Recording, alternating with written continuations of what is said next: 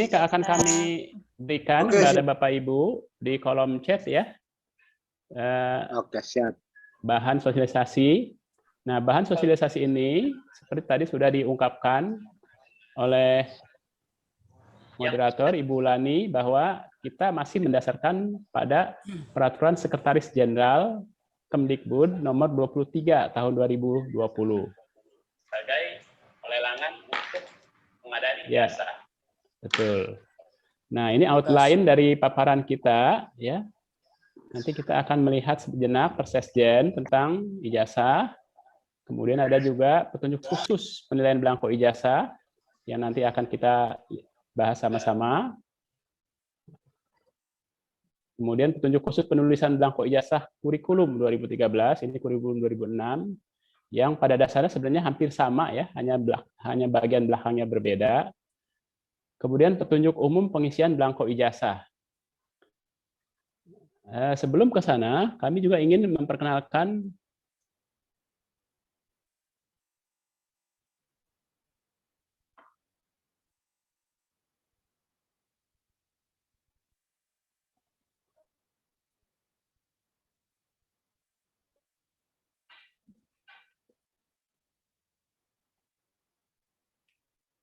ini yang Bapak Ibu bisa melihat di halaman screen. Ya, bagus Ya, Pak. bisa. Ini adalah tampilan halaman depan ijazah kita sekolah dasar, baik kurikulum 2006, kurikulum 2013, atau kurikulum SPK. Nah, tadi sudah diungkapkan oleh Ibu Direktur bahwa kita dalam pengadaan ijazah ini tidak menggunakan kertas biasa, tapi kertas pengaman atau yang kita sebut security paper. Nah, ini di dalam kertas ini banyak serat-serat rambut yang tidak kelihatan kalau dilihat dengan mata biasa, hanya harus dengan alat bantu. Nah, seperti ini, di ujung ini ada tulisan, ya, kalau Bapak Ibu punya senter yang sinar ultraviolet, ini akan kelihatan sesuatu di sini. Ya, di sini juga di pojok kanan atas juga gitu ya. Nah, di sini pojok kiri bawah, ini kalau di sinar ultraviolet itu akan tertulis ijazah ya. Akan ada lambang Garuda bolak-balik ya. Ada hologram, di sini hologram ya. Dan di sini juga ada pengaman, ya, kalau di fotokopi nanti ini ada tulisan kopi. Nah, di sini ada tut uri di tengah, itu di dalam kertas ya. Tidak tembus ke belakang, tapi kelihatan kasat mata ya. Ya, jadi ini standar-standar huruf ini ada ukurannya ya, Bapak Ibu bisa melihat di lampiran 1 Persesjen nomor 23 tahun 2020 atau Persesjen nomor 5 tahun 2021 sama ya. Ini yang disebut spesifikasi ijazah. Mulai dari bingkai, pewarnaan, hologram, kemudian serat-serat di dalam, dan di dalam ada tulisan lagi ijazah sekolah dasar di dalam ini. Kalau dipakai sinar ultraviolet kelihatan. Dan kertas ini didesain juga untuk tahan sobek ya. Beda dengan kertas biasa yang gampang disobek, tapi kertas ini agak tahan sobek. Itu bedanya ijazah ya, dengan kertas biasa. Jadi pengaman, security, dan memang kualitasnya berbeda. Nah, ini tampilan belakang untuk kurikulum 2006 ya. Kita sudah familiar. 2006 polos saja, mulai dari nomor 1 sampai nomor 8 ya. Nah, kemudian ini tampilan belakang untuk ijazah kurikulum 2013. Nah, kira-kira seperti itu. Nah, selanjutnya kita lanjut ke yang tadi ya. Tadi sudah belum tampil, Pak, halaman belakangnya. Oh, halaman belum tampil. Sudah, sebentar, Pak. Sudah kan ya? Sudah ya. nge-lag mungkin. Oh ya, kita lanjut ya. Ya, kita diskusikan Persesjen Kementerian Pendidikan dan Kebudayaan nomor 23 tahun 2020.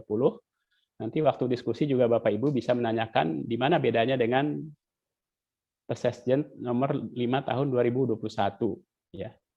Nah, kita mulai dengan pasal-pasal ya, di sana sudah ada ketentuan. Ya, misalnya pasal 7 ayat 1A, lulusan SD atau sederajat ditetapkan tanggal 15 Juni ya. Jadi kelulusannya itu ditetapkan tanggal 15. Tanggal 15 seluruh anak sekolah dasar di Indonesia telah lulus sekolah dasar. Nah, kemudian pada ayat 3 ditekankan bahwa kelulusan dituangkan melalui surat keterangan. Nah, surat keterangan ini sebenarnya fungsinya untuk melanjutkan ke SMP. Bahwa si anak ini sudah lulus, surat keterangannya ada, ya, dibuat oleh dinas. Nah, kalau itu anak itu melanjutkan ke SMP di dinas yang sama, itu mungkin tidak terlalu sulit, ya, karena data anak itu sudah ada di dinas. Ya. Tapi akan menjadi sulit bila anak itu pindah kabupaten. Makanya kita berikan slot untuk supaya dituliskan surat keterangan kelulusan dan ditangani oleh kepala sekolah atau pejabat lain yang ditunjuk oleh pejabat yang berwenang. Jadi kalau kepala sekolah berhalangan bisa oleh pejabat lain tapi dengan surat penunjukan oleh dinas. Kalau untuk sekolah negeri ya, untuk sekolah swasta nanti yayasan yang menunjuk. Kemudian pasal 7 ayat 4-nya surat keterangan itu sekurang-kurangnya mencantum nilai rata-rata, nilai rata-rata ujian. Jadi di sekolah-sekolah sudah menyiapkan nilai ini, ya, tinggal dituangkan ke dalam surat keterangan. Nah, ini juga penting, pasal 7 ayat 5, penerbitan ijazah, ya. Kami mencatat bahwa sebagian besar kabupaten kota sudah menerima ijazah. Ya. Artinya sudah ada di tempat. Ada juga ijazah masih dalam perjalanan. Jadi sebentar lagi akan sampai. By kontrak, sesuai kontrak sebenarnya ijazah harus sudah sampai tanggal 15 Juni. Karena karena berbagai hal mungkin ya, apalagi zaman pandemi, di mana sering ada penutupan jalan hingga terhambat, hingga terjadi keterlambatan pengiriman. Nah, penerbitan ijazah itu paling cepat 1 hari, yaitu 16 Juni. Tetapi paling lambat 31 Juli. Nah, kami tim pengadaan ijazah sudah mengantisipasi bahwa pada pertengahan Juli ini mestinya sudah sampai semua di dinas kabupaten kota. Oleh karena itu, pada tanggal 31 Juli itu sudah terpenuhi semua ijazah di sekolah masing-masing. Nah, kemudian pasal 7 ayat 6, nah, tanggal penerbitan ijazah sebagaimana dimaksud pada ayat 5, kepala dinas sesuai kewenangan dapat menerbitkan surat edaran. Jadi, tanggal penerbitan ijazah antara 16 Juni sampai 31 Juli. Nah, beberapa dinas sudah menerima ijazah. Oleh karena itu, dinas boleh membuat kebijakan bahwa di dinas saya, di dinas kami, bahwa tanggal penerbitan ijazah adalah tanggal 1 Juli. Boleh saja. Ya, jadi harus ada dibuat kebijakan oleh dinas. Boleh. Ini sudah kami tuangkan di pasal 7 ayat 6. Nah, untuk pasal 7 ayat 7, ya, kadang-kadang kepala sekolah pada saat ijazah diterima, kepala sekolah sakit misalnya atau berhalangan. Ini boleh ditandatangani oleh pejabat lain asal ada pengangkatan atau penunjukan oleh pejabat yang berwenang, terutama Dinas Pendidikan Kabupaten Kota. Tahun-tahun lalu banyak hal-hal seperti ini ya, begitu ijazah diterima, kepala sekolahnya berhalangan, tidak bisa memegang pulpen misalnya untuk menandatangan, ya nanti bisa diwakilkan, bisa ditunjuk pejabat lain untuk menandatangani ijazah. Kemudian pasal 7 ayat 8, nah, bila ijazah sudah diterima di Dinas Pendidikan Kabupaten Kota, ya, seperti tadi diungkapkan oleh Ibu Direktur, kami mohon segera cepat-cepat diberikan ke satuan pendidikan untuk diberikan pada siswa. Jangan ditahan-tahan. Dulu pernah kejadian ditahan-tahan, kepala sekolahnya keburu wafat. Jadi susah kan urusannya ya. Jadi sebegitu terima lebih baik cepat-cepat didistribusikan sesuai data yang ada di dinas. Nah, ini halaman muka ijazah ya yang tadi kita sudah lihat bersama. Nah, ijazah seperti tahun-tahun sebelumnya ya standar ya. Nomor 1 itu adalah nama sekolah yang bersangkutan. Ijazah nomor 2 NPSN, nomor pokok sekolah nasional. Bapak Ibu sudah melihat di Persesjen belangkonya seperti ini ya. Kemudian nomor 3 itu nomenklatur nama kabupaten kota. Itu juga standar. Kabupaten misalnya di sini dicontohnya kabupaten atau kota Bandung. Di tempat lain contohnya kota atau kabupaten Malang. Nah, kemudian ini agak nama itu ya, nama provinsi ya. Kemudian nama siswa pemilik ijazah sesuai akta kelahiran dan ditulis huruf kapital. Nah, untuk nomor 6 ini ya, nanti di persesjen itu dinomorin memang setiap baris itu isian tempat tanggal lahir siswa pemilik ijazah. Nah, ada yang bertanya, ini kalau tanggal 7 Januari apakah ditulis 7 atau 07? Ya, coba Bapak Ibu lihat di akta kelahiran, karena itulah sumber data sebelum anak itu mempunyai NIK, maka akta kelahiran itu yang pertama.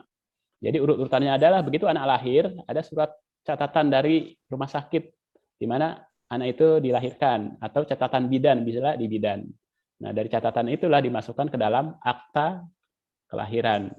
Nah, di akta kelahiran, orang tua baru membuat KK atau mengupdate KK untuk memiliki nomor induk kependudukan ya, NIK. Nah, kemudian nomor 7 ya, ini nama orang tua wali silahkan ditulis ya. Dalam kasus-kasus tertentu ada anak misalnya yang tinggal di asrama, di panti, anak yatim piatu, ya silahkan nanti konsultasi pada kantor lurah setempat, sebaiknya walinya siapa gitu ya, menurut aturan-aturan kependudukan. Nah, di sana ada undang-undang juga tentang perlindungan anak. Nah, Bapak Ibu nanti harus lihat juga undang-undang perlindungan anak sebagai bagian dari rujukan untuk mengisi data-data anak. Karena di sana banyak opsi-opsi ya tentang orang tua wali, siapa yang bisa menjadi orang tua, siapa yang menjadi wali ya. Undang-undang tentang perlindungan anak. Kemudian nomor 8, data induk siswa pemilik ijazah ya. Nomor induk siswa pemilik ijazah itu biasanya ada di buku besar. Nah, kemudian NISN nomor 9 di sini ya, nomor induk siswa nasional itu hanya satu dan unik. Oleh karena itu ada beberapa dinas yang bertanya, Bapak, anak ini terlambat di data, tapi dia sudah kelas 6.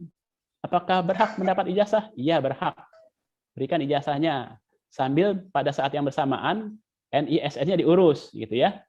Jadi berjalan paralel. Tidak boleh ada penundaan ijazah. Nah, kemudian nomor 11, kabupaten kota. Ya, tadi sudah.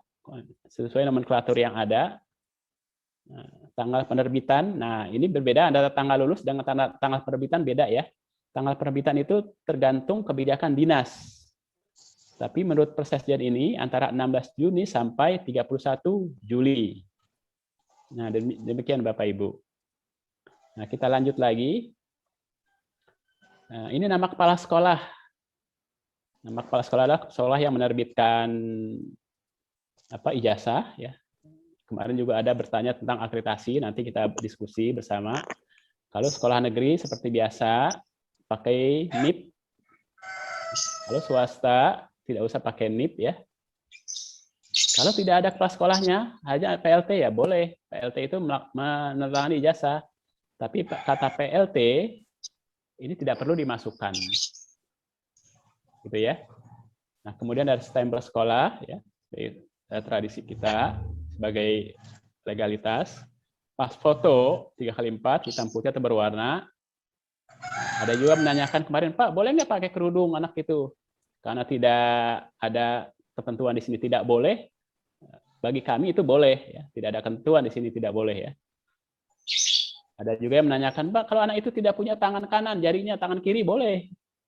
Jarinya berapa biji, berapa jari Pak? Karena nih ada yang luka waktu kelas berapa dia luka hingga jarinya tidak berfungsi. Di sini tidak dicantumkan berapa jari ya. 1 boleh, 2 boleh, ya, 3 boleh, kanan boleh, kiri boleh, gitu ya. Kemudian ini halaman belakang ya. Nah, ini nama siswa seperti tadi di halaman muka, NISN, kita ulang kembali di sini, ya, nomor 4. Kemudian nilai. Nah, untuk nilai ini kan banyak variasi-variasi ya. Nah, setiap sekolah, bahkan tiap guru memiliki kebijakan sendiri-sendiri. Nanti kami akan dibantu oleh beberapa teman guru. Kami harap mereka akan memberikan pengalaman dan bagaimana mereka mencantumkan nilai mereka di sini ya. Kita akan berbagi. Karena ruang ini kan ruang berbagi ya, sosialisasi dan berbagi. Kemudian nomor 7 rata-rata. Nomor ini bawahnya sama seperti halaman muka ya. Nah, nomenklatur kabupaten kota, kemudian tanggal penerbitan sama di halaman muka, kemudian 11 itu stempel sekolah, dan 10 nama kepala sekolah. Nah, itu tadi 2006, sebenarnya 2013 sama saja. Bedanya hanya di sini Bapak Ibu. Nah, 2006 dan 2013, Bapak Ibu kalau lihat di footer bagian bawah ini ada kode DN 01D strip SD garing K13 garing 00001. Perbedaan K 2006-2013, pertama di sini ya, di nomor seri, kedua di halaman belakang. Nomor seri Bapak Ibu tidak perlu mengisi, ini sudah dicetak oleh pencetak. Ya, yang kita sebut numerator. Nah, numerator ini sudah given ya. Di Persesjen sudah ada urut-urutan provinsi, 01 itu DKI kalau tidak salah ya. D itu SD, D itu dasar, pendidikan dasar, SD sekolah dasar, K itu kurikulum, 00001 itu nomor urut. Nomor urut ijazah itu dalam satu provinsi itu berurutan. Jadi misalnya provinsi Jogja, semua kabupaten kota itu diurut nomor 1 sampai nomor terakhir jumlah siswa. Jadi berurut semua. Satu provinsi itu selalu berurutan 1 sampai nilai akhir sejumlah siswa. Untuk provinsi Kalimantan Selatan misalnya, mulai dari 1 lagi sampai nomor akhir seluruh siswa. Nah, bagaimana pengurutan kabupaten? Nah, nanti itu diserahkan pada pencetak ya. Kita juga sudah ada pengurutan berdasarkan database. Jadi bila dalam satu kabupaten kekurangan ijazah, bisa komunikasi dengan kabupaten sebelah. Kalau ada lebihan boleh diminta dengan berita acara. Jadi praktis gitu ya, dalam satu provinsi itu bisa bertukar-tukar, sangat praktis, sangat fleksibel. Karena nomornya sama, nomor urut provinsi ya, sesuai urutan di Persekjen. Kalau nomor urut ijazah bisa bervariasi. Misalnya ternyata ada force majeure atau keadaan kahar. Misalnya terjadi banjir. Kita harus mengganti ijazah. Digantikan nanti nomor urutnya adalah nomor urut tambahan pada urut terakhir. Tambahan. Nah, tambahan itu bisa ke Kabupaten A, Kabupaten B, Kabupaten C, terserah. Tidak masalah. Yang jelas satu provinsi berurutan 1 sampai nomor akhir. Termasuk tambahan dan penggantian. Nah, begitu Bapak Ibu. Nah, nomor seri ijazah ini sama ya. Kalau tadi K 2006 itu ya polos gitu ya. K13 ya ada pembagian kelompok A, kelompok B. Nah, secara substansi sebenarnya tidak terlalu banyak berbeda. Kita masih ingat di USBN ya. Apapun kurikulumnya kan soalnya sama ya. Jadi soalnya sama. Memang soal USBN itu dibuat pada kompetensi dasar yang berkorespondensi.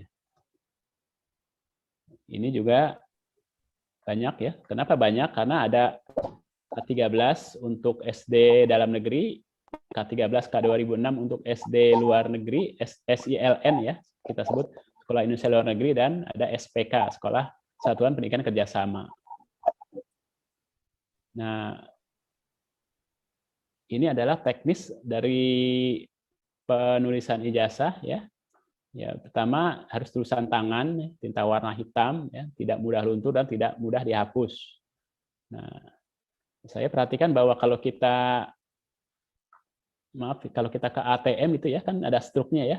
Struk ATM itu ya, atau kalau kita belanja di supermarket itu ada struknya, itu 2-3 minggu itu sudah hilang tintanya itu tinta murah itu. Jadi 2-3 minggu sudah hilang, luntur. Nah, di sini harus pakai tinta yang tidak mudah dihapus dan tahan lama. Nah, saya kemarin kembali melihat ijazah SD saya, alhamdulillah hitam, tidak luntur dan tidak hapus ya. Nah, ijazah SD saya itu tahun 1977. Masih hitam, masih bagus. Nah, seperti itulah kita berharap bahwa tulisan dalam ijazah. Ijazah tidak boleh kotor, tidak boleh dicoret ya, tidak boleh ditimpa, dihapus. Melainkan harus diganti dengan blanko yang baru. Untuk itu perlu kehati-hatian. Nah, di sini harus hati-hati banget ya. Jadi harus diyakinkan. Jadi sebelum menulis ijazah, teman-teman dinas kabupaten kota bisa meminta para orang tua memvalidasi kembali, benar nggak nama anak ini seperti ini, tanggal lahir, bulan, tahun sudah benar, nama orang tua sudah benar, jadi divalidasi kembali. Jadi kami menyarankan setiap anak diberikan selembar kertas data anak untuk divalidasi oleh orang tua. Nah, itu hasil validasi itu yang dipakai untuk mengisi ijazah, data ijazah. Seperti itu Bapak Ibu, itu usulan kami. Jadi sebaiknya data anak itu divalidasi ulang oleh orang tua atau wali sesuai akta-akta dokumen yang ada di rumah masing-masing. Nah, selanjutnya kadang-kadang penulis ijazah juga mungkin lelah hingga jadi kesalahan. Nah, kalau kesalahannya ada prosedurnya, disilang dengan tinta warna hitam kedua sudut ya, kiri kanan, di cross gitu ya. Dan nanti dibuat berita acara penggantian. Nah, Bapak Ibu, kami informasikan bahwa ijazah yang kami kirim ke Dinas Pendidikan Kabupaten Kota itu sudah termasuk cadangan. Meskipun ada cadangan, kami berharap seperti tadi diungkapkan Bu Direktur, mohon sekali hati-hati dalam menulis ijazah, karena kalau salah ya repot. Ya. Cadangan itu hanya 5%. 5% itu tidak banyak ya. Untuk kurikulum 2013, hanya 5%. Jadi kalau cadangan itu habis, ya habis juga gitu ya. Nah, mohon hati-hati sekali. Dan agak rileks, tenang dalam menulis ijazah. Nah, ijazah yang dikembalikan ke Dinas Pendidikan untuk dimusnahkan. Nah, kalau tadi ini tata cara ya penulisan seperti penggunaan tinta, kehati-hatian, bisa ada kesalahan. Maka ini adalah masalah pemusnahan atau ya pemusnahan belangko pasca penulisan ijazah. Nah, di sana dinyatakan dalam Persesjen, belangko ijazah yang mengalami kesalahan pengisian dikembalikan ke dinas untuk diganti dengan belangko ijazah yang baru, dilengkapi dengan berita acara serah terima. Jangan lupa, ini adalah dokumen yang sangat penting, baik bagi sekolah maupun bagi dinas. Disinilah bila terjadi sesuatu, misalnya ada ijazah meragukan, nah, dokumen ini sangat bermanfaat untuk memvalidasi apakah dokumen ijazah itu benar, palsu atau tidak, gitu ya. Nah, ini sangat penting ya, berita acara BA ini serah terima belangko agar disimpan dengan baik. Kemudian bagi satuan pendidikan yang berada di daerah khusus, ya, ini yang terpencil ya, seperti teman-teman di Papua di gunung ya, belangko ijazah cadangan dapat diberikan secara bersamaan dengan kebutuhan belangko ijazah seharusnya pada satuan pendidikan. Jadi ada beberapa daerah yang untuk sampai ke sana harus pakai pesawat kecil. Ya, saya sudah pernah coba pesawat kecil dan tidak tiap hari berangkat. Dan kadang-kadang mau berangkat, ternyata cuaca tidak baik, batal berangkat. Nah, untuk menghindari hal-hal seperti itu, kami membuka klausul agar untuk daerah terpencil berikan saja semuanya dengan cadangan. Nanti kalau sisa dikembalikan ke dinas dengan berita acara. Seperti itu. Nah, kemudian selanjutnya adalah sisa belangko ijazah yang terdapat di satuan pendidikan diserahkan kembali ke dinas. Ya. Kalau sudah selesai semua anak sudah mendapatkan ijazah, sudah lengkap, ada sisa harus dikembalikan ke dinas. Terutama yang dikirim semua itu yang ke daerah terpencil ya, cadangannya dikirim, sisanya dikembalikan ke dinas dengan berita acara. Nah, ini yang sering juga lewat ya. Kami juga tidak terlalu penuh menerima proses pemusnahan. Ini penting untuk mencegah hal-hal yang tidak diinginkan di kemudian hari. Proses pemusnahan belangko ijazah yang mengalami kesalahan pengisian dilakukan oleh Dinas Pendidikan yang disaksikan oleh Kepala Dinas Pendidikan dan pihak kepolisian setempat. Ya, jadi harus dimusnahkan. Sisa belangko ijazah yang terdapat di Dinas Pendidikan Kabupaten Kota dimusnahkan setelah 6 bulan. Terhitung sejak jadwal pengisian ijazah. 6 bulan, ya mungkin lebih enaknya 6 bulan setelah 31 Juli, karena diharapkan semua ijazah sudah ditulis dan diberikan pada siswa masing-masing atau sesuai kondisi masing-masing. Yang jelas pemusnahan harus ada berita acara. Nah, ini juga penting Bapak Ibu untuk mencegah hal-hal yang tidak diinginkan di kemudian hari. Misalnya, terutama yang sering ibu bapak dengarkan kalau ada pencalonan bupati wali kota ya, kusuk-kusuk tiba-tiba, benar nggak nih ijazahnya? Nah, hal-hal seperti itu kan sering, terutama ke kami, ke pusat. Bahkan ada di satu kabupaten yang menelusuri ijazah tahun 80. Bayangkan, kami tahun 80 saya belum jadi pegawai negeri. Tahun 80 gimana caranya itu kan? Dulu masih kanwil. Teman-teman ini masih banyak yang baru lahir, Seti Bulan itu baru lahir tahun 80. Tapi ada dinas yang menanyakan keaslian ijazah tahun 80. Begitu saya baca media ternyata sedang ada mulai pilkada. Hal-hal seperti itu mudah-mudahan tidak menyulitkan Bapak Ibu dan juga tidak menyulitkan terutama kami juga gitu. Karena susah Pak Bapak Ibu untuk memvalidasi ijazah yang tahun 80, 90 gitu ya. Saya punya pegawai tahun 95. Bagaimana saya tahu ijazah 90? Ya, nah itu hal itu agak menyulitkan. Karena itu semua dokumen harus ada berita acara. Dan kami usul agar setiap dokumen penting seperti berita acara, ijazah itu ada file digitalnya gitu ya, PDF-nya. Nah itu penting itu, jejak digital. Mudah-mudahan Bapak Ibu bisa terinspirasi agar membuat jejak digital setiap dokumen-dokumen penting seperti ijazah yang masuk kategori dokumen negara. Nah, ini juga masih lanjutan dalam hal terdapat kesalahan penulisan dalam ijazah setelah sisa belangko ijazah dimusnahkan, maka dapat melakukan perbaikan dengan menerbitkan surat keterangan. Nah, ini terutama kalau sudah terlalu lama, misalnya sudah masuk Desember atau Januari tahun depan, ternyata ada kesalahan. Ya, Dinas Pendidikan bisa membuat surat keterangan sebagai lampiran dari ijazah. Misalnya kesalahan nama wali, kesalahan data tanggal, dan seterusnya. Oleh karena itu, untuk mencegah ini, usul kami, setiap data anak sebaiknya divalidasi kembali oleh orang tua, sesuai dengan akta lahir dan akta-akta yang ada di rumah anak masing-masing. Nah, siswa pemilik ijazah yang sudah pindah domisili, ijazah dapat diambil ke satuan pendidikan yang menerbitkan. Ya, jadi ini yang mobilitas anak ya. Bisa jadi bahwa anak itu pindah ke kabupaten atau provinsi lain karena orang tuanya memang mobile. Seperti pejabat pajak itu kan sering dipindah-pindah. Prajurit TNI itu sering dipindah-pindah. Polri sering dipindah-pindah. Maka anaknya juga ikut pindah. Nah, hal-hal seperti itu menyebabkan anak itu mobile. Nah, oleh karena itu tugas kami dan tugas kita terutama di instansi pendidikan jangan sampai mempersulit anak. Harus membuat prosedur yang mudah. Mungkin itu saja dulu untuk penulisan ijazah. Nanti kita diskusikan hal-hal yang mungkin agak menjadi kendala, Bapak Ibu.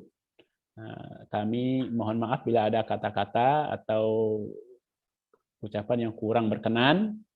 Selebihnya kami ucapkan terima kasih. Assalamualaikum warahmatullahi wabarakatuh. Saya kembalikan kepada moderator. Tadi sudah disampaikan oleh Pak Abdul Muk sesuai dengan Persekjen tata cara pengisian belangko ijazah. Nah, di sini kami tegaskan kembali bahwa penulisan ijazah tidak diketik ya. Ini contoh saya sebelum saya tulis tangan, saya membuat biar tidak salah dalam penulisan nama anak dan lain sebagainya. Saya membuat ya ini belangkonya ngikutin apa yang di Persekjen tadi ya Bapak Ibu.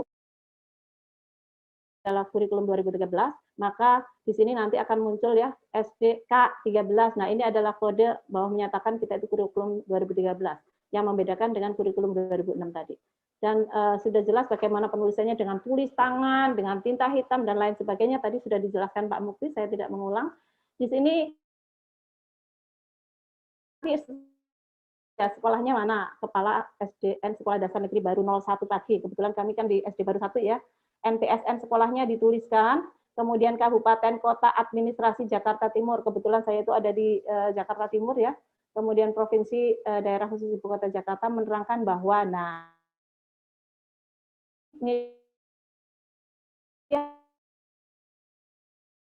dengan nomenklaturnya. Hati-hati Bapak Ibu, ada sekolah itu yang ada tulisan belakangnya ada paginya, ada tidak, itu harus dicek kembali nomenklatur yang di sekolah Bapak Ibu.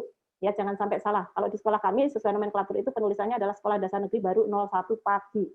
Nah, sudah Kemudian nama ini sudah tanpa mencoret. Tadi ada yang nanya masih di kolom chat, apakah dicoret apa tidak. Padahal sama Pak Mukti sudah dijelaskan tanpa mencoret, merujuk pada peraturan Kemendikbud nomor 72 tahun 2019 tentang ini ya Bapak Ibu ya. Nah, seperti ini.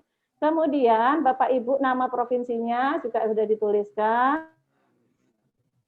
Nama siswa pemilih ijazah menggunakan huruf kapital nih, Adindi Putri Maulidia, huruf kapital. Ini juga contoh Pak Mukti sudah ada Budi Darmono. Nah, kemudian tata caranya, tempat tanggal lahir, tadi ada yang menanyakan, dilihat dari aktenya, ya.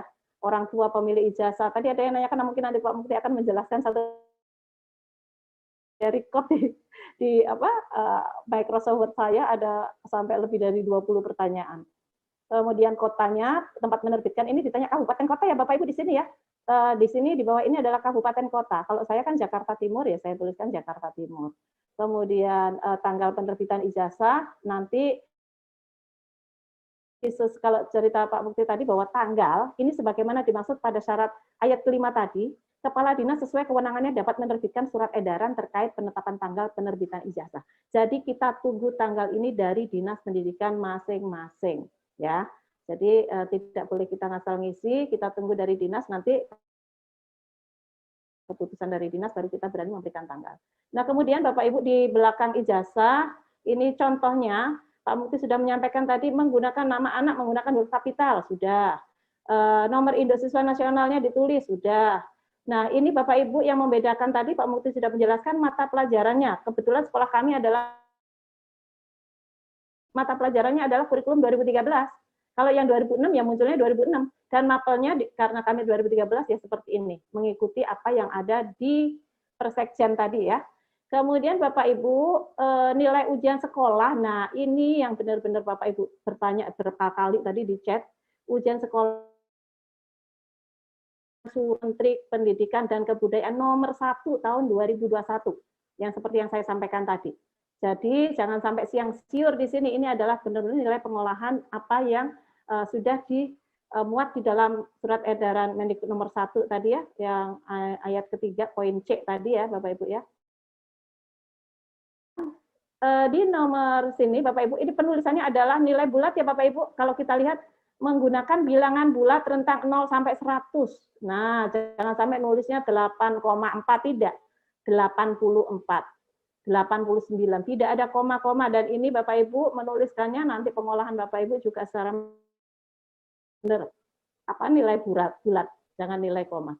Nah, untuk rata-rata seperti yang disampaikan Pak Mukti, pembulatan 2 angka desimal, 2 digit di belakang angka ini adalah rata-rata Bapak Ibu itu. Kemudian Bapak Ibu tuliskan di sini. Ya, Bapak Ibu ya. Kemudian ini juga nama, ini juga tanggalnya kita Ibu kita belum tahu ini tanggal berapa nanti akan diterbitkannya ijazahnya ya begitu. Kemudian nanti ada stempel sekolah dan lain sebagainya sudah jelas adanya di persekjen ini. Nah, itu saja yang bisa saya sampaikan kepada Bapak Ibu peserta webinar kali ini. Mungkin kita masih belum jelas atau saya terlalu cepat, mungkin bisa saling sharing di sini. Terima kasih Ibu Lani, saya kembalikan kepada Ibu Lani. Terima kasih Mbak As.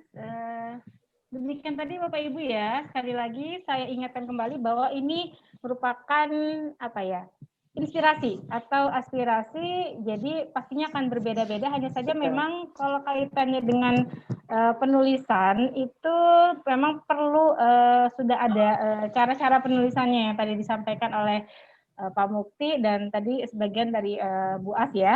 Terima kasih Bu As ya, sehat selalu ya. Tetap standby ya kalau bisa. Ya, siap, baik. Mudah-mudahan nih Bapak Ibu sahabat sekolah dasar dimanapun Anda berada masih tetap stay tune ya. Sekali lagi ini luar biasa Bapak dan Ibu Pak Mukti, pertanyaan-pertanyaannya yang sangat-sangat teknis sekali di sini. Jadi seharusnya ya Bapak dan Ibu itu kan sebenarnya persekjennya sudah keluar ya beberapa waktu yang lalu. Jadi kalau misalnya dicermati, dibaca dengan cukup detail itu sih sebenarnya pertanyaannya nggak berulang-ulang seperti itu ya. Kalau saya lihat sih di sini memang banyak pertanyaan-pertanyaan yang hampir setiap tahun nih Pak Mukti sepertinya diulang kembali gitu ya. Nah ini ada beberapa pertanyaan pertanyaan yang sudah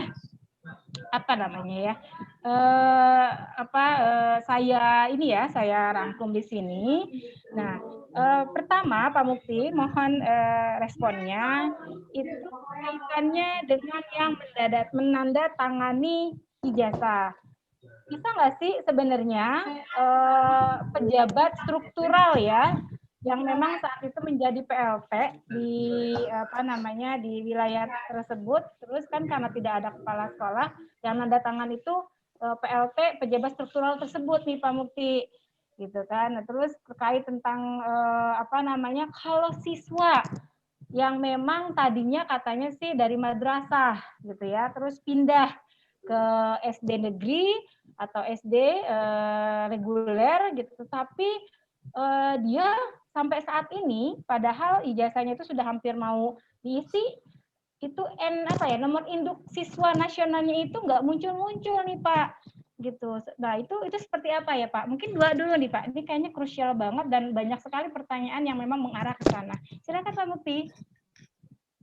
Ya, terima kasih Bu Lani. Pertama-tama saya ingin berterima kasih pada Pak Ali Sakti ya dari Bayangkara yang sudah membantu kami memberikan inspirasi pengolahan nilai. Kemudian saya juga berterima kasih pada Bu Sumarni nih dari Bandung ya Bu. Iya Pak, saya dari Bandung. Terima kasih Pak kesempatannya. Deg-degan juga Ibu, gemetar gitu nulis ijazah gitu ya. Karena kan saya kalau kurang siap gitu Pak. Iya, deg-degan ya. Mungkin kalau saya sebagai guru kelas 6 nulis ijazah mungkin juga. Karena saya lebih banyak melihat secara makro dan peraturan mungkin belum bisa merasa secara efektif gitu ya. Begitu saya di sekolah berasa juga itu, karena ini dokumen bukan dokumen sembarangan, ya kan? Betul Pak. Iya, tidak mahal, itu dokumen negara gitu ya. Wah, luar biasa ini harus katanya Ibu bilang harus rileks gitu ya.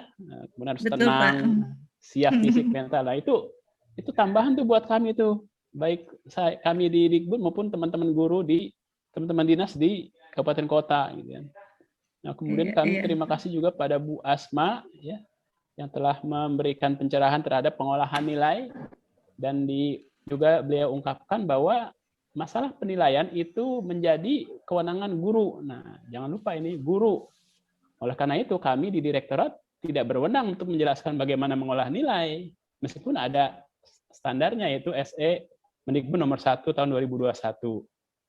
Nah, ini mengenai pertanyaan ini Bu Lani ya, terima kasih. Ini sudah pernah ditanyakan ya. Tadi juga saya sudah lihat ada beberapa pertanyaan di kolom chat ya. Pertama yang menandatangani ijazah. Itu kalau kita lihat di persesjennya ya, itu ada yang menandatangani itu kepala sekolah ya. Kalau kepala sekolah berarti harus pakai NIP. Ya, kalau kepala sekolah swasta berarti tidak harus pakai NIP, cuma distant rank. Nah, bagaimana bila terjadi dua hal itu tidak terpenuhi, misalnya kepala sekolah tidak ada, berhalangan. Nah, tidak masalah. Siapapun yang mengisi jasa pejabat struktural asal ada surat tugas sebagai PLT dari Dinas Pendidikan Kabupaten Kota. Nah, biasanya kan kalau kepala sekolah pensiun ya, kosong kan tidak langsung terisi. Ada jeda itu waktu kan. Nah, jeda itu harus diisi. Yaitu sebagai PLT, baik wakil kepala sekolah atau salah seorang guru dari sekolah atau kepala sekolah lain, sekolah yang berdekatan atau pejabat struktural. Itu wewenang dinas semuanya, karena sekolah negeri itu berada di bawah satu SKPD ya. SKPD ya. Jadi begitu Bu Lani untuk nomor 1, yang jelas harus hitam di atas putih ada surat penugasan. Kedua, NISN. Nah, di Persesjen sudah jelas bahwa setiap anak yang telah menamatkan pendidikan sekolah dasar harus diberikan ijazahnya. Karena itu ijazah itu merupakan pengakuan terhadap kompetensi yang sudah dicapai dan pendidikan yang sudah dilalui. Nah, pertanyaannya kan banyak hal-hal karena mobilitas ya, tadi sudah diungkapkan juga disinggung oleh direktur, karena mobilitas ya, baik anak itu pindah kabupaten, pindah dari madrasah. Nah, barusan juga ada teman dari kabupaten mana itu yang menanya, ini anak pindah dari luar negeri. Nah, kebetulan saya juga tim penilai penyetaraan ijazah dari luar negeri. Jadi pertama-tama, bila sudah waktunya anak itu diberikan ijazah, berikan dulu ijazah itu. Setelah diisi lengkap ya sesuai data. Bagaimana kalau ada NISN-nya belum? NISN diurus simultan berbarengan. Ya, saya sudah berbicara dengan tim Pusdatin, ya, Pusat Data dan Informasi, bahwa NISN itu nanti urusannya di operator sekolah untuk mengisi. Kalau itu nggak berhasil, coba nanti disurati, baik Ditjendikdasmen maupun Pusdatin disurati bersamaan tentang bagaimana mengurus NISN. Ya. Karena misalnya bila operator merasa kesulitan, ya, jadi diperiksa dulu operatornya, ya, apakah operator sudah mengupdate data dengan baik, gitu ya. Kalau sudah ternyata ada kesulitan, nanti suratin secara resmi. Pertama ke Ditjendikdasmen, tembusannya ke Pusat Data dan Informasi. Itu solusi. Kalau ijazahnya diberikan dengan tanpa NISN, berikan dulu. Ya, nanti ada surat keterangan dari dinas bahwa yang bersangkutan sedang mengurus NISN, nomor induk siswa nasional, gitu ya. Nggak apa-apa, kasih dulu. Nanti begitu NISN terbit, baru ditambahkan ke ijazah yang bersangkutan. Nah, kedua, saya sudah banyak menilai penyetaraan ijazah, ya. Banyak teman-teman, ya, warga negara Indonesia yang bekerja di luar negeri, ya, baik sebagai TKI maupun sebagai ahli, itu bawa anak, ya. Anak itu kelas 1, kelas 2, kelas 3. Kemarin itu ada yang di Malang, ya, ada yang di Sulawesi Selatan, kemudian dibawa orang tuanya bekerja atau kuliah di luar negeri. Nah, setelah kelas 8 di sana balik lagi. Kan tidak punya ijazah SD tuh. Dan waktu pergi ke luar negeri belum ngurus NISN. Tetap anak itu kita setarakan bahwa dia sudah lulus sekolah dasar. Nah, di situ kami mengatakan bahwa mohon yang bersangkutan mengurus NISN-nya. Anak itu tidak mendapat ijazah SD, tapi mendapat keterangan dari Kemdikbud bahwa menyatakan bahwa dia sudah lulus setara dengan sekolah dasar di dalam negeri, meskipun lulusnya di luar negeri. Ada juga yang pulang, orang tuanya pulang, anaknya pulang, anaknya pas menjelang kelas 6. Ya, jadi kelas 1, 2, 3 di dalam negeri, 4, 5 di luar, balik lagi. NISN belum diubah, belum diurus. Nah, keburu masuk ujian, ya ujian, ijazah dikasih, tapi NIS-nya kosongkan dulu, sambil diurus, gitu ya. Jadi intinya, kepentingan anak itu jangan ditunda. Satu, kepentingan untuk mendapat ijazah. Dua, kepentingan untuk mengurus surat-surat yang belum lengkap, gitu ya. Jadi diurus secara simultan. Sementara itu dulu Bu Ulani. Terima kasih. Pak, ini juga ada yang, oh ya, saya juga mau mengingatkan juga nih untuk para peserta yang hadir di webinar ini, jangan lupa untuk mengisi absen Bapak Ibu ya, karena kami juga harus melihat identifikasi kira-kira wilayah kabupaten mana saja yang hadir, kemudian juga nanti kalau memang ada hal-hal yang memang perlu kita. Halo Bu Rani. Halo Pak. Halo. Pak, sebentar. Tolong link absennya Bu. Sudah Bapak dan Ibu, link absennya di ini ya, di chat ya. Halo, Ember. Halo, di linknya link absen ada di chat Zoom, kemudian juga ada di YouTube ya. Silakan Bapak Ibu, terutama yang dari Dinas Kabupaten Kota nih, karena kami harus mengidentifikasi berapa jumlah yang hadir dari kabupaten kota di 514 kabupaten kota. Pak Bukti masih ini ya, masih standby ya Pak? Ya Pak. Bu Lani bisa sedikit lagi Bu? Boleh dong Pak, ini banyak sekali loh Pak pertanyaan-pertanyaan ini. Iya. Tadi saya sudah lihat di kolom chat itu ada nama Ibu Siti Rahmah dari Disdik Kabupaten Bombana. Ya, kan. Kemudian Bu Samsiar Disdik Kabupaten Nrekang itu sudah terjawab ya pertanyaannya karena sama. Ya, silakan Bu. Oke, iya. Ini Pak sebenarnya untuk yang kaitannya dengan SHUKN ya, surat keterangan di luar ijazah itu Pak. Itu kan sebenarnya kadang-kadang pada saat masuk SMP itu masih suka diperlukan gitu kan. Jadi apakah memang masih guru kelas 6 tuh sekolah itu harus mengeluarkan SHAKUN ya kalau tidak salah tuh. Nggak ada SKUN lagi Mbak, karena UN sudah ditiadakan, SKL. Tapi katanya Ya, surat keterangan lulus. Nah, itu katanya sih tadi ada pertanyaan nih Bu melalui WA saya, itu masih ada ditanyakan atau diminta oleh SMP-nya gitu. Nah, itu gimana ya Pak Mukti? Tolong Bu As atau Pak Mukti, mangga silakan. Terima kasih Pak Mukti, Bu mangga Pak Lani. Mukti. Iya. Ya, di persession itu sudah dinyatakan waktu kayak terhadap kelulusan itu dikeluarkan surat tanda kelulusan. Kenapa disebut itu? Karena memang pada saat itu ijazah belum ready, belum sampai. Jadi dikeluarkan dulu surat keterangan kelulusan agar itu bisa dipakai untuk melanjutkan ke SMP. Nah, dinas bila dia melanjutkan ke SMP dalam satu dinas, mestinya dinas pendidikan sudah paham kalau beliau membaca persesjennya gitu kan ya. Karena SMP juga diminta untuk membuat surat keterangan lulus untuk ke SMA atau SMK yang lebih tinggi. Nah, seperti itu. Maka kalau ada anak yang melanjutkan ke SMP diminta untuk surat-surat lain selain persesjen, kepala sekolah suruh baca dulu persesjennya itu. Itu pertama ya. Nah, kedua, mengenai SKH UN itu tidak ada lagi. Jadi dulu kita cerita sedikit, waktu UN itu kan ada ujian nasional kan hanya 3 mapel. Sementara di sekolah ada lebih dari 3.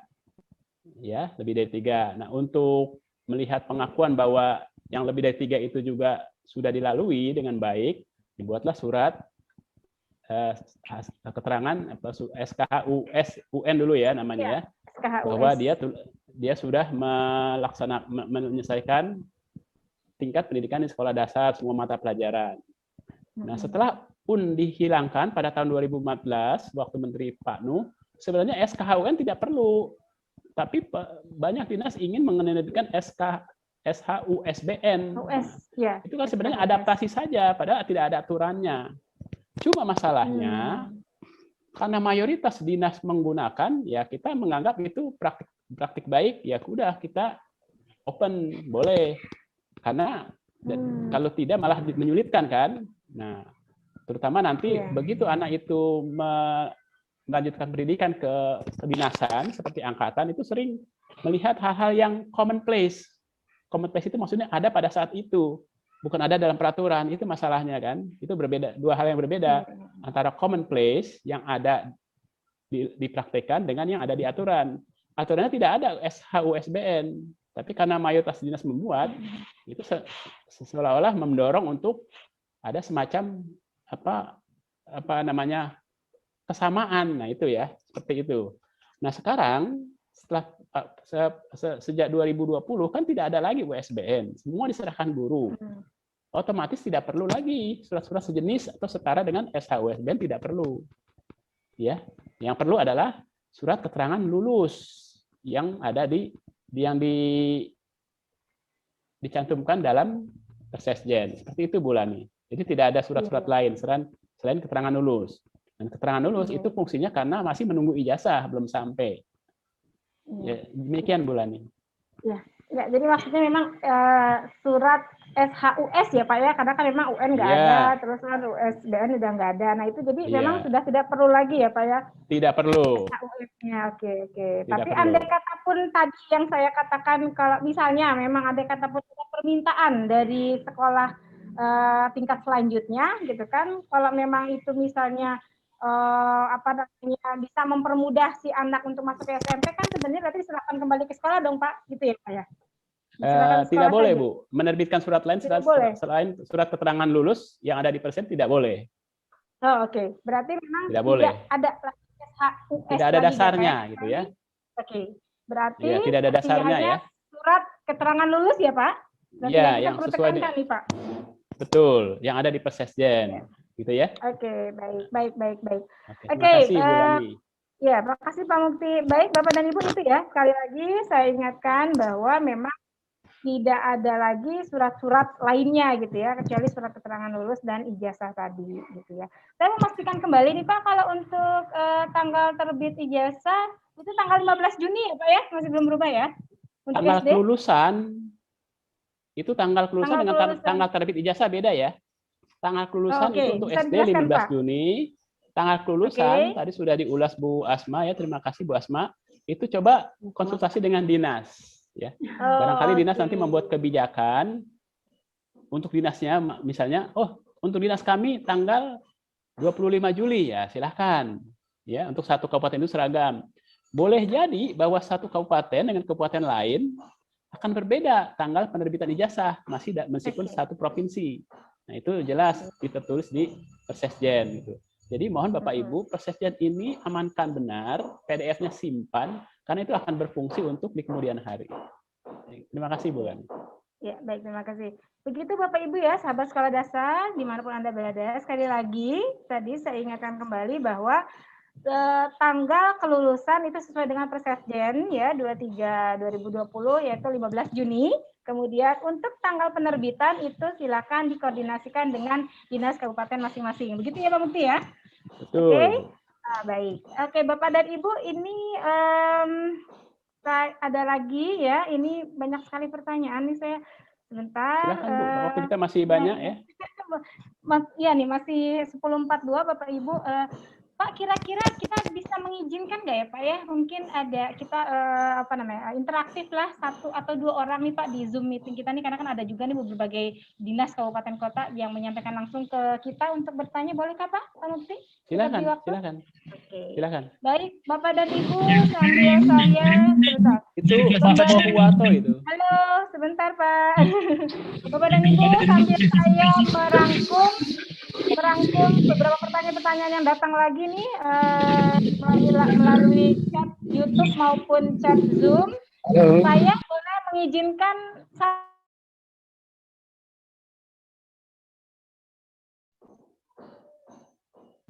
Suaranya Bu Lani.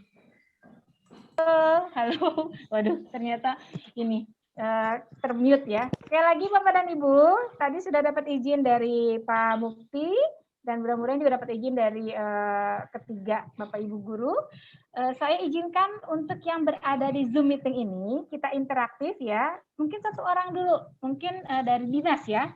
Saya ingin melihat dari dinas kabupaten kota yang ada di Zoom untuk bertanya langsung ke kami. Dipersilakan Pak Nasti, mungkin tolong di ini ya untuk host dilihat, diizinkan 1 penanya dulu. Terserah diambil dari mana itu yang ada di yang raise hand atau mungkin yang bercoba untuk bertanya. Dipersilakan.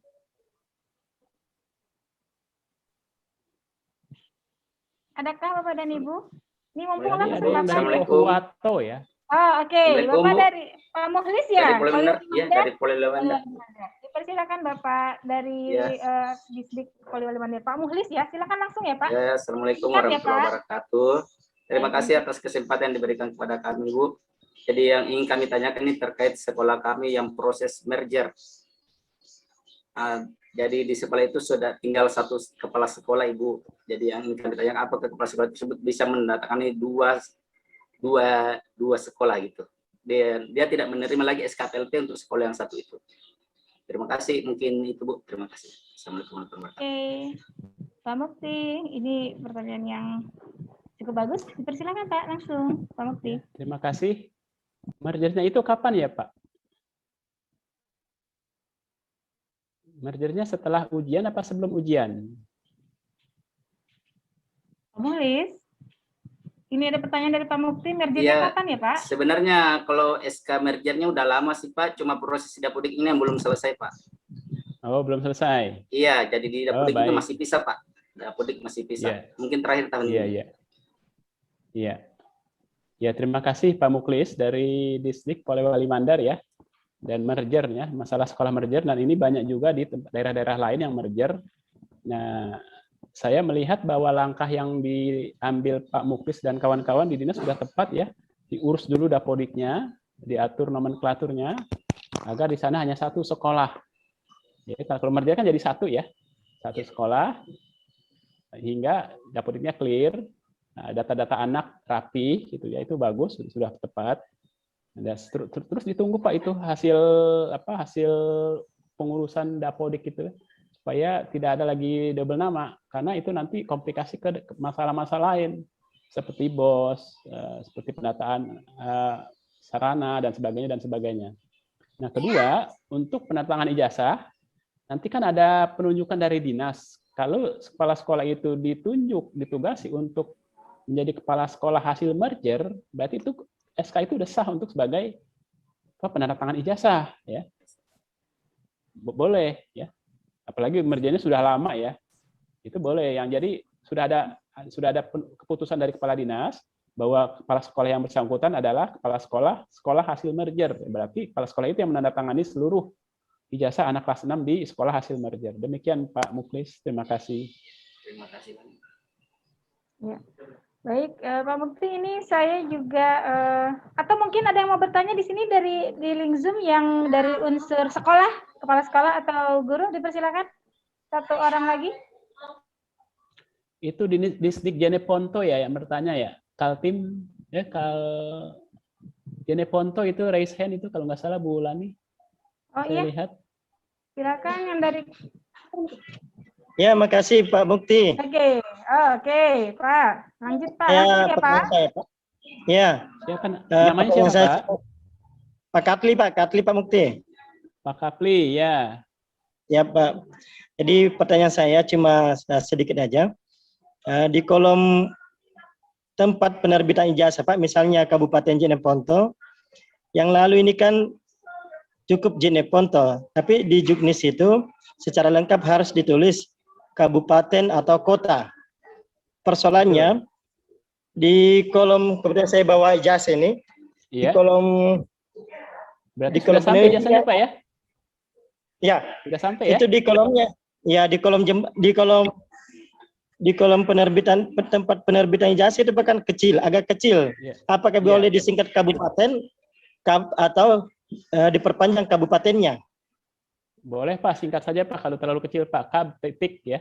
Kalau singkat pakai titik ya Pak ya. Sesuai bahasa Indonesia yang baik dan benar. Kab titik Jeneponto. Karena di banyak tempat ada nama kembar, ada kota, kabupaten, misalnya kota Malang, Kabupaten Malang kan, kota Bogor, Kabupaten Bogor. Nah, untuk membedakan harus perjelas nomenklaturnya. Kabupaten Kab gitu ya. Kalau kota ya cuma 4 huruf kan kota gitu. Demikian Pak. Terima kasih Pak Mukti. Terima kasih Pak. Ya, sama-sama Pak. Selamat sudah menerima ijazah. Ya. Assalamualaikum. Pak Katli. Waalaikumsalam. Terima kasih Pak Katli. Jadi Pak Mukti memang untuk membedakan itu kan karena ada yang seragam gitu. Jadi silakan ditulis kota atau kabupaten kap titik ya Pak. Boleh ya Pak ya, begitu ya Pak ya. Boleh. Karena ini banyak sekali pertanyaan terkait itu. Kemudian ini Pak terkait tentang ketersediaan ijazah nih Pak. Kita kan sebenarnya pada saat pengiriman ijazah ke kabupaten kota itu sudah ada cadangan ya Pak Mukti ya.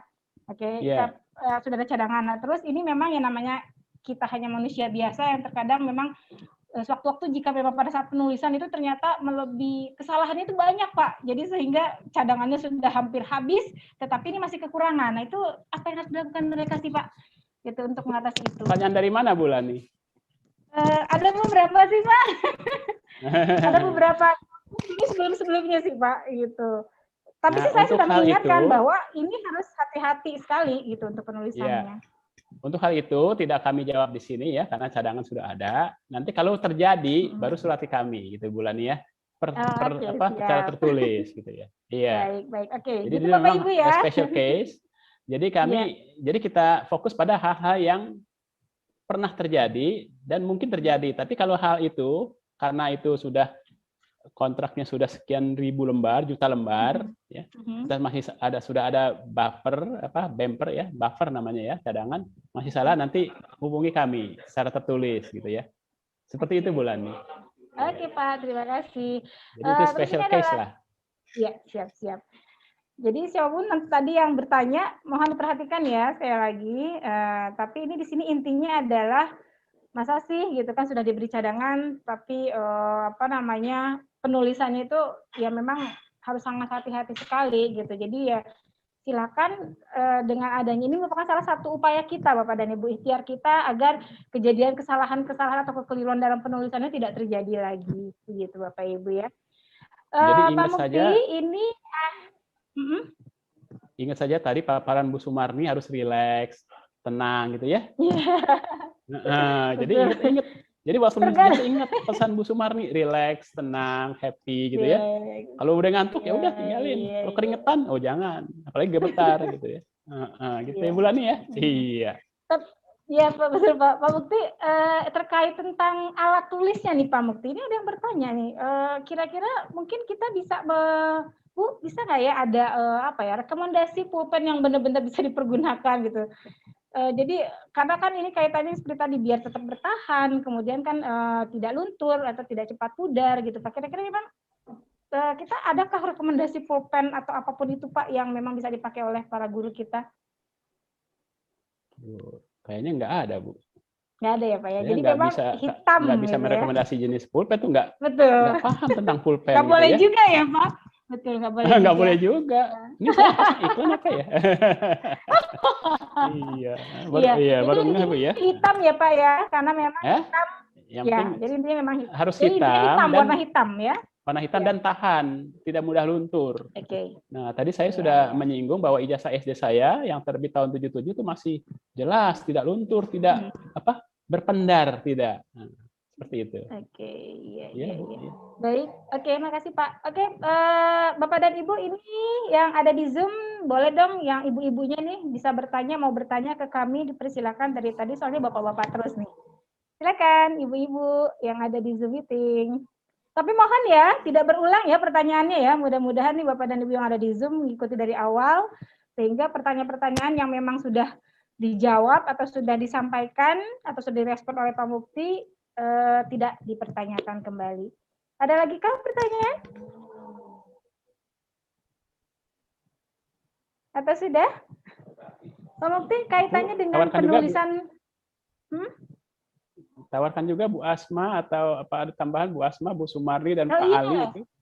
Lupa saya. Itu ada Masih yang Pak raise hand Ali, itu Pak siapa tuh? Sumarni. Oh, Pak Dharma ya?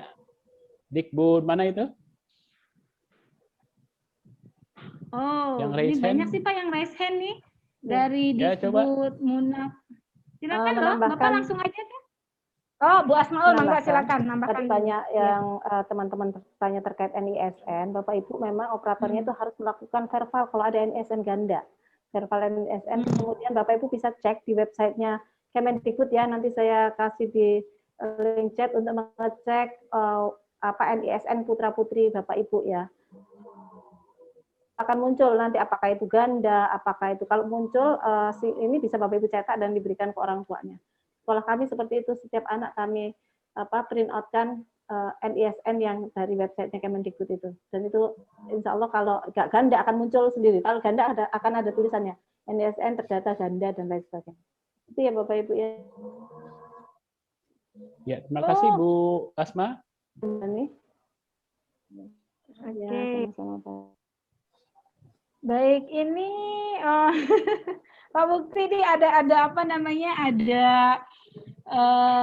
respon dari teman-teman atau dari Bapak Ibu sahabat sekolah dasar yang dari YouTube katanya nih, gitu ya. Tapi sepertinya nih yang pertanyaan-pertanyaan di YouTube pun juga sebenarnya sudah terjawab ya, gitu. Jadi ada yang komplain nih Pak.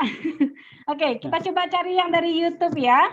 Kita coba yang dari YouTube di sini terkait tentang, ini sangat ini sekali Pak. Izin bertanya, sangat, Bu. apa ya namanya, sangat. Kabupaten Tojo Una-Una. Oke. Mohon izin Kabupaten Una dari tadi disebut mungkin dari Dinas Pendidikan.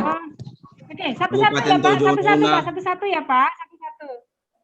Ini yang dari Tojo Una-Una dulu, baru nanti yang Muna tadi ya. Bapak yang dari Muna tadi, tolong sebentar ya, ini dari Tojo Una-Una dulu ya. Silakan yang dari Tojo Una-Una Pak.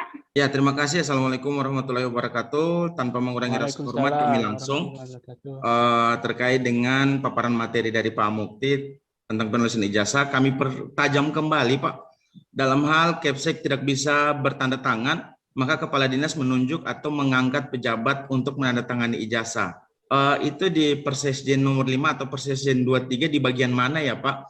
Kemudian ketika itu ada, mungkin agak bertentangan dengan surat dari BSNP nomor 0081 huruf A nomor 3. Di situ disebutkan pejabat tinggi provinsi atau kabupaten kota memberikan mandat khusus. Jadi penekanannya mungkin kepala dinas atau gubernur atau bupati Pak yang memandatkan khusus kepada kepala sekolah yang bertanda tangan. Itu yang pertama. Kemudian yang kedua, apakah ijazah yang didistribusikan ke kami, ke Dinas Pendidikan, itu sudah mencakup siswa di madrasah? Kuotanya sudah mencakup siswa di madrasah di naungannya Kemenak atau tidak, Pak? Dua pertanyaan itu dari kami. Mungkin untuk formulasi penentuan nilai di ijazah mungkin bisa dipertajam dari penanya-penanya yang lain. Kami cukupkan. Terima kasih. Assalamualaikum warahmatullahi wabarakatuh. Waalaikumsalam warahmatullahi wabarakatuh. Namanya siapa tadi, Pak ya? Pak Yudi Karim dari Kabupaten Pak Yudi Tojo Karim, Una. ya, Tojo Una, Pak Yudi Karim. Terima kasih Pak Yudi. Nah, ini penting juga ya mengenai ketiadaan kepala sekolah yang menandatangani ijazah. Bapak sudah benar, tadi ada surat BSNP. Jadi ada penugasan atau surat pendelegasian dari kepala dinas minimal ya. Kepala dinas untuk menandatangani ijazah. Itu sudah benar, Pak. Surat ke pendelegasian atau penanganan itu hanya dari minimal kepala dinas. Kalau ditarik ke atas lebih bagus lagi, tapi cukup kepala dinas. Baik kepala sekolah yang lain, ya, sebagai PLT atau pejabat struktural. Tapi yang jelas hitam di atas putih ada penugasan, Pak. Penugasan itu dari dinas pendidikan. Maksudnya dari dinas itu kepala dinas ya Pak yang tekan ya, bukan di bawahnya. Yang mengenai MI, ijazah yang kami kirim, tadi sudah kami singgung juga bahwa kami mendasarkan pengadaan ijazah itu dari data Dapodik kelas 6. Ya. Jadi kalau anak itu tidak terdata di Dapodik, ya akan berkurang di jumlah ijazah yang kami cetak gitu ya. Nah termasuk siswa MI kan tidak ada di Dapodik ya Pak ya, maka otomatis tidak. Nah gitu ya Pak. Jadi dia patokan kami Dapodik gitu ya. Nah, kecuali nanti ada perubahan kebijakan, ya, misalnya integrasi madrasah dengan SD1 Dapodik baru. Saya nggak tahu apakah siswa SMI itu ada di IMIS ya namanya, EMIS gitu ya. Tapi hanya di Dapodik tidak ada MI, hanya SD. SD reguler, kemudian nanti di sana ada SPK, ada juga SILN, Sekolah Indonesia Luar Negeri. Itu Pak. Ya, terima kasih pertanyaannya. Dan mengenai pengolahan nilai sudah dijawab oleh teman-teman ya, sudah diberikan ilustrasi itu kewenangan guru. Ada 3 guru dari daerah yang berbeda, Kalimantan, Jawa Barat, dan DKI. Kami kira sudah cukup ya. Ada variasi-variasi, ya, silakan guru menyesuaikan gitu ya. Terima kasih Pak. Saya kembalikan ke moderator. Baik, terima kasih Bang Mufti. Ini yang tadi yang dari Muna, Dikbud Muna, silakan. Muna, ya. Ya, monggo langsung ya Pak. Singkat padat. Ya, terima kasih Pak. Assalamualaikum warahmatullahi wabarakatuh. Waalaikumsalam warahmatullahi wabarakatuh. Ini pertanyaan yang saya rasa penting sekali. Begini, di daerah kami ini melalui surat edaran Bupati telah menggunakan nomenklatur sekolah dengan UPTD. Misalnya UPTD SD Negeri 1 Katobu. Itu berdasarkan surat edaran Bupati, ya tentu ada turunan surat lainnya dari atas. Kemudian papan nama sekolah saat ini sudah menggunakan UPTD juga. Tetapi sayang sekali nomenklatur UPTD ini tidak dibarengi dengan perubahan nama yang ada di Dapodik. Yang kami bingungkan sekarang adalah untuk mencantumkan nomenklatur sekolah di ijazah itu menggunakan UPTD atau SD Negeri, mohon petunjuk Pak.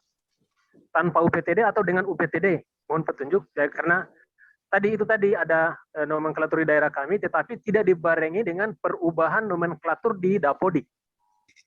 Ya. Ya, terima kasih Pak. Terima kasih Pak Karim dari Muna ya. Nah, tahun dari lalu Muna, Karim Dharma dari. Ya, terutama tahun-tahun 2018 ya, kami mengatakan bahwa sebaiknya nama sekolah itu mengikuti nomenklatur nasional seperti ada di peraturan-peraturan ya, terutama peraturan Mendikbud gitu ya.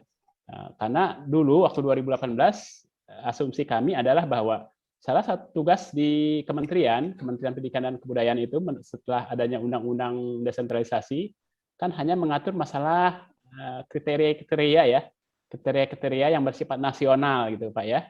Nah, ini penjelasan kriteria yang bersifat nasional, dan kriteria yang bersifat nasional itu salah satunya adalah kurikulum. Jadi memang kurikulum itu sentral ya, seperti kurikulum 2006, 2013 gitu ya, sentral.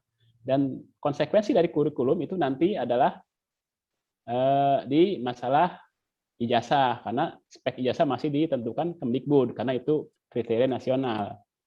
Nah, di lain pihak ada juga peraturan daerah mengenai nomenklatur. Nah, itu kan harus dipatuhi juga ya. Nah, coba nanti pertama lihat dulu nomenklatur daerah itu fungsinya dalam hal apa? Apakah dalam pemerintahan daerah atau juga dalam semua hal seperti pencantuman nama di tingkat nasional. Kalau itu yang dikehendaki, silakan saja pakai UPTD SD negeri ini gitu ya. Silakan. Tapi konsisten dan perda itu yang menghendaki adanya pencantuman UPTD harus disimpan dan jejak digitalnya disimpan karena kita tidak tahu bahwa suatu saat akan berubah lagi kan dinamis ya pengelolaan negara itu termasuk pengelolaan daerah kan dinamis ya kadang begini nanti begitu terus begini lagi gitu ya. Nah karena hal dinamis itu jangan sampai kita kehilangan jejak gitu ya. Jadi semua aturan-aturan pada tahun ini terkait ijazah, baik aturan pusat, Persesjen maupun aturan daerah, Bapak simpan dan di PDF-kan. Nah, kalau Bapak Kabupaten memilih untuk mengikuti perda dengan kata UPTD silahkan. Tapi jejaknya itu, aturannya itu disimpan. Kami khawatir bahwa dalam 5 tahun mendatang berubah lagi, kan kita tidak tahu. Karena dinamis hidup ini, ya sering berganti dan berputar. Seperti itu Pak, silahkan. Terima kasih. Ya, izin Pak, tetapi kalau misalnya kita mau sampaikan, kita mau buat dengan nomenklatur UPTD, akan berbeda dengan nomenklatur yang ada di Dapodik. Secara nasional kan Dapodik kita gunakan. Betul. Apa tidak bermasalah nanti berbeda antara ijazahnya dengan nomenklatur Dapodiknya? Nah, oleh karena itu, saya pribadi lebih cenderung mengikuti Undang-Undang Nomor 23 Tahun 2014 ya, yang desentralisasi itu kan ada lampiran 1. Kewenangan pusat ini kan, kewenangan pusat itu kurikulum, Bapak. Nah, salah satu turunan kurikulum adalah spesifikasi ijazah, termasuk pengisiannya gitu kan. Nah, kewenangan daerah adalah pendidikan dasar. Pendidikan dasar dalam artian aset-aset pendidikan dasar dan pengelolaannya itu milik daerah.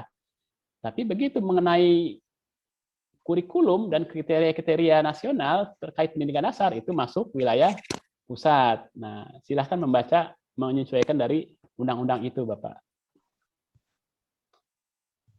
Kami kira begitu. Ya, terima kasih. Kalau ada yang terima kasih banyak. Ya, silakan. Terima kasih.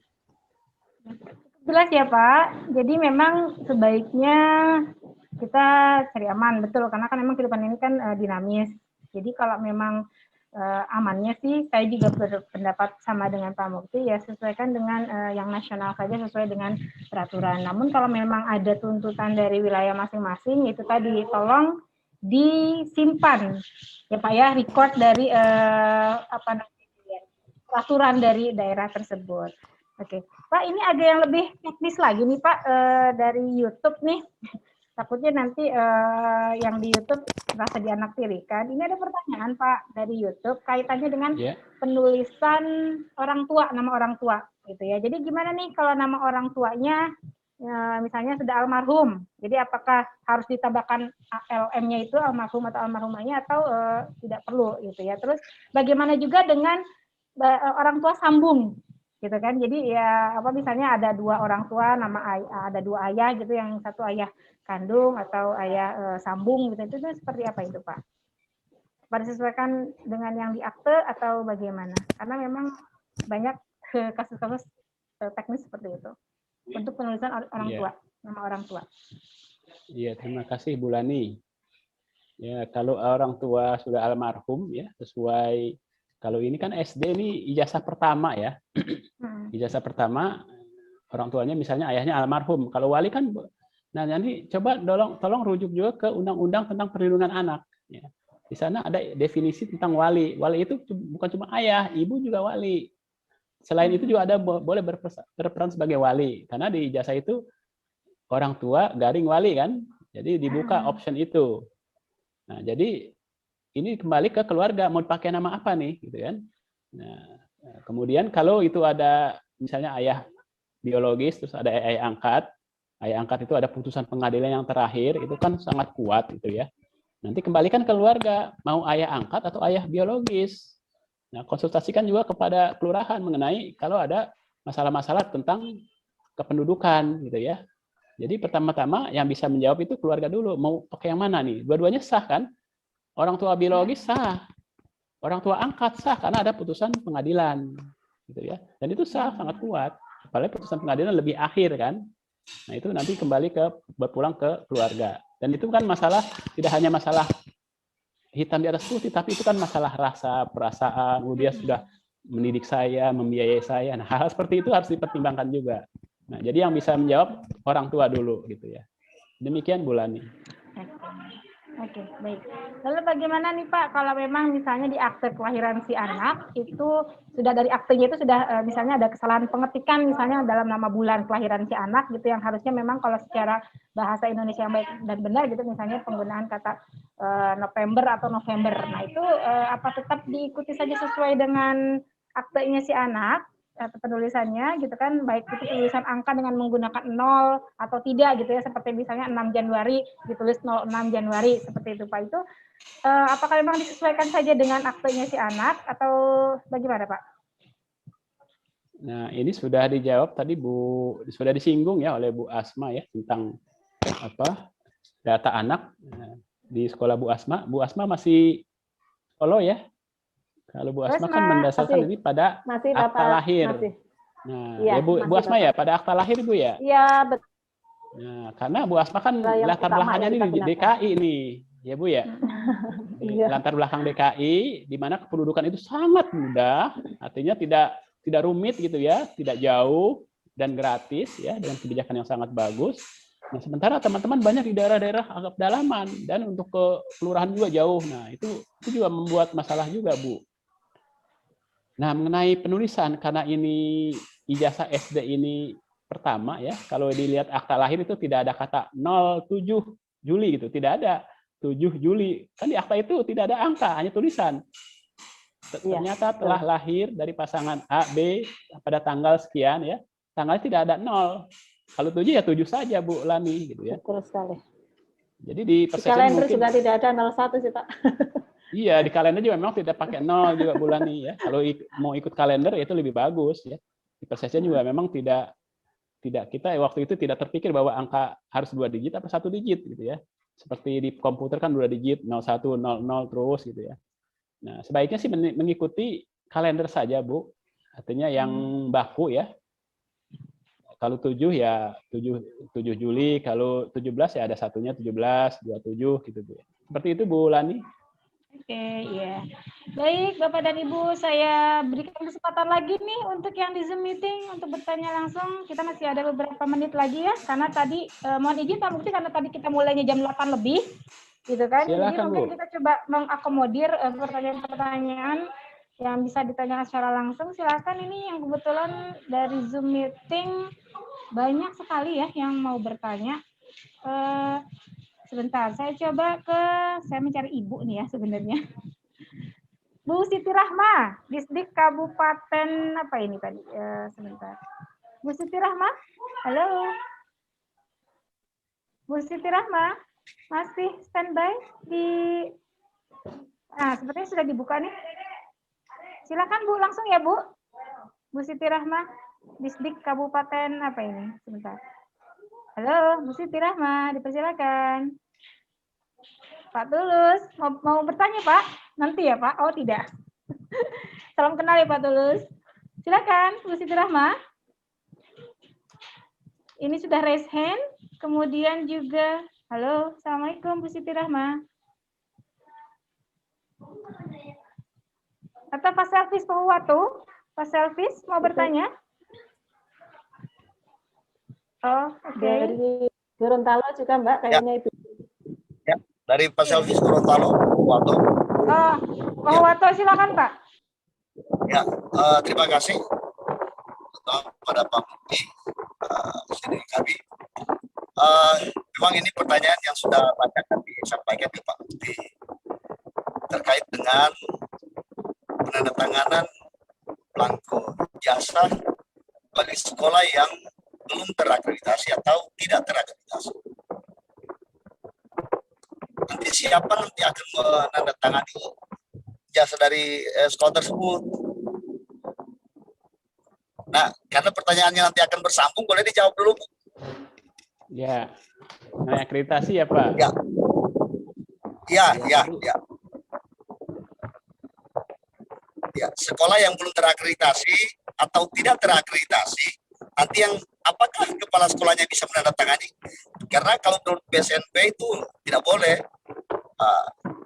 didelegasikan ke sekolah yang sudah terakreditasi. Jadi menurut kalau menurut kementerian gimana, Pak? Nah, itu ada ya, terima kasih Pak Selvis dari Pohuwato ya tentang akreditasi. Nah, tadi pagi juga saya baru baca itu PP Sisdiknas yang baru ya. Itu PP berapa itu? 57 tahun 2021 ya. Nah, itu ada juga definisi akreditasi kan.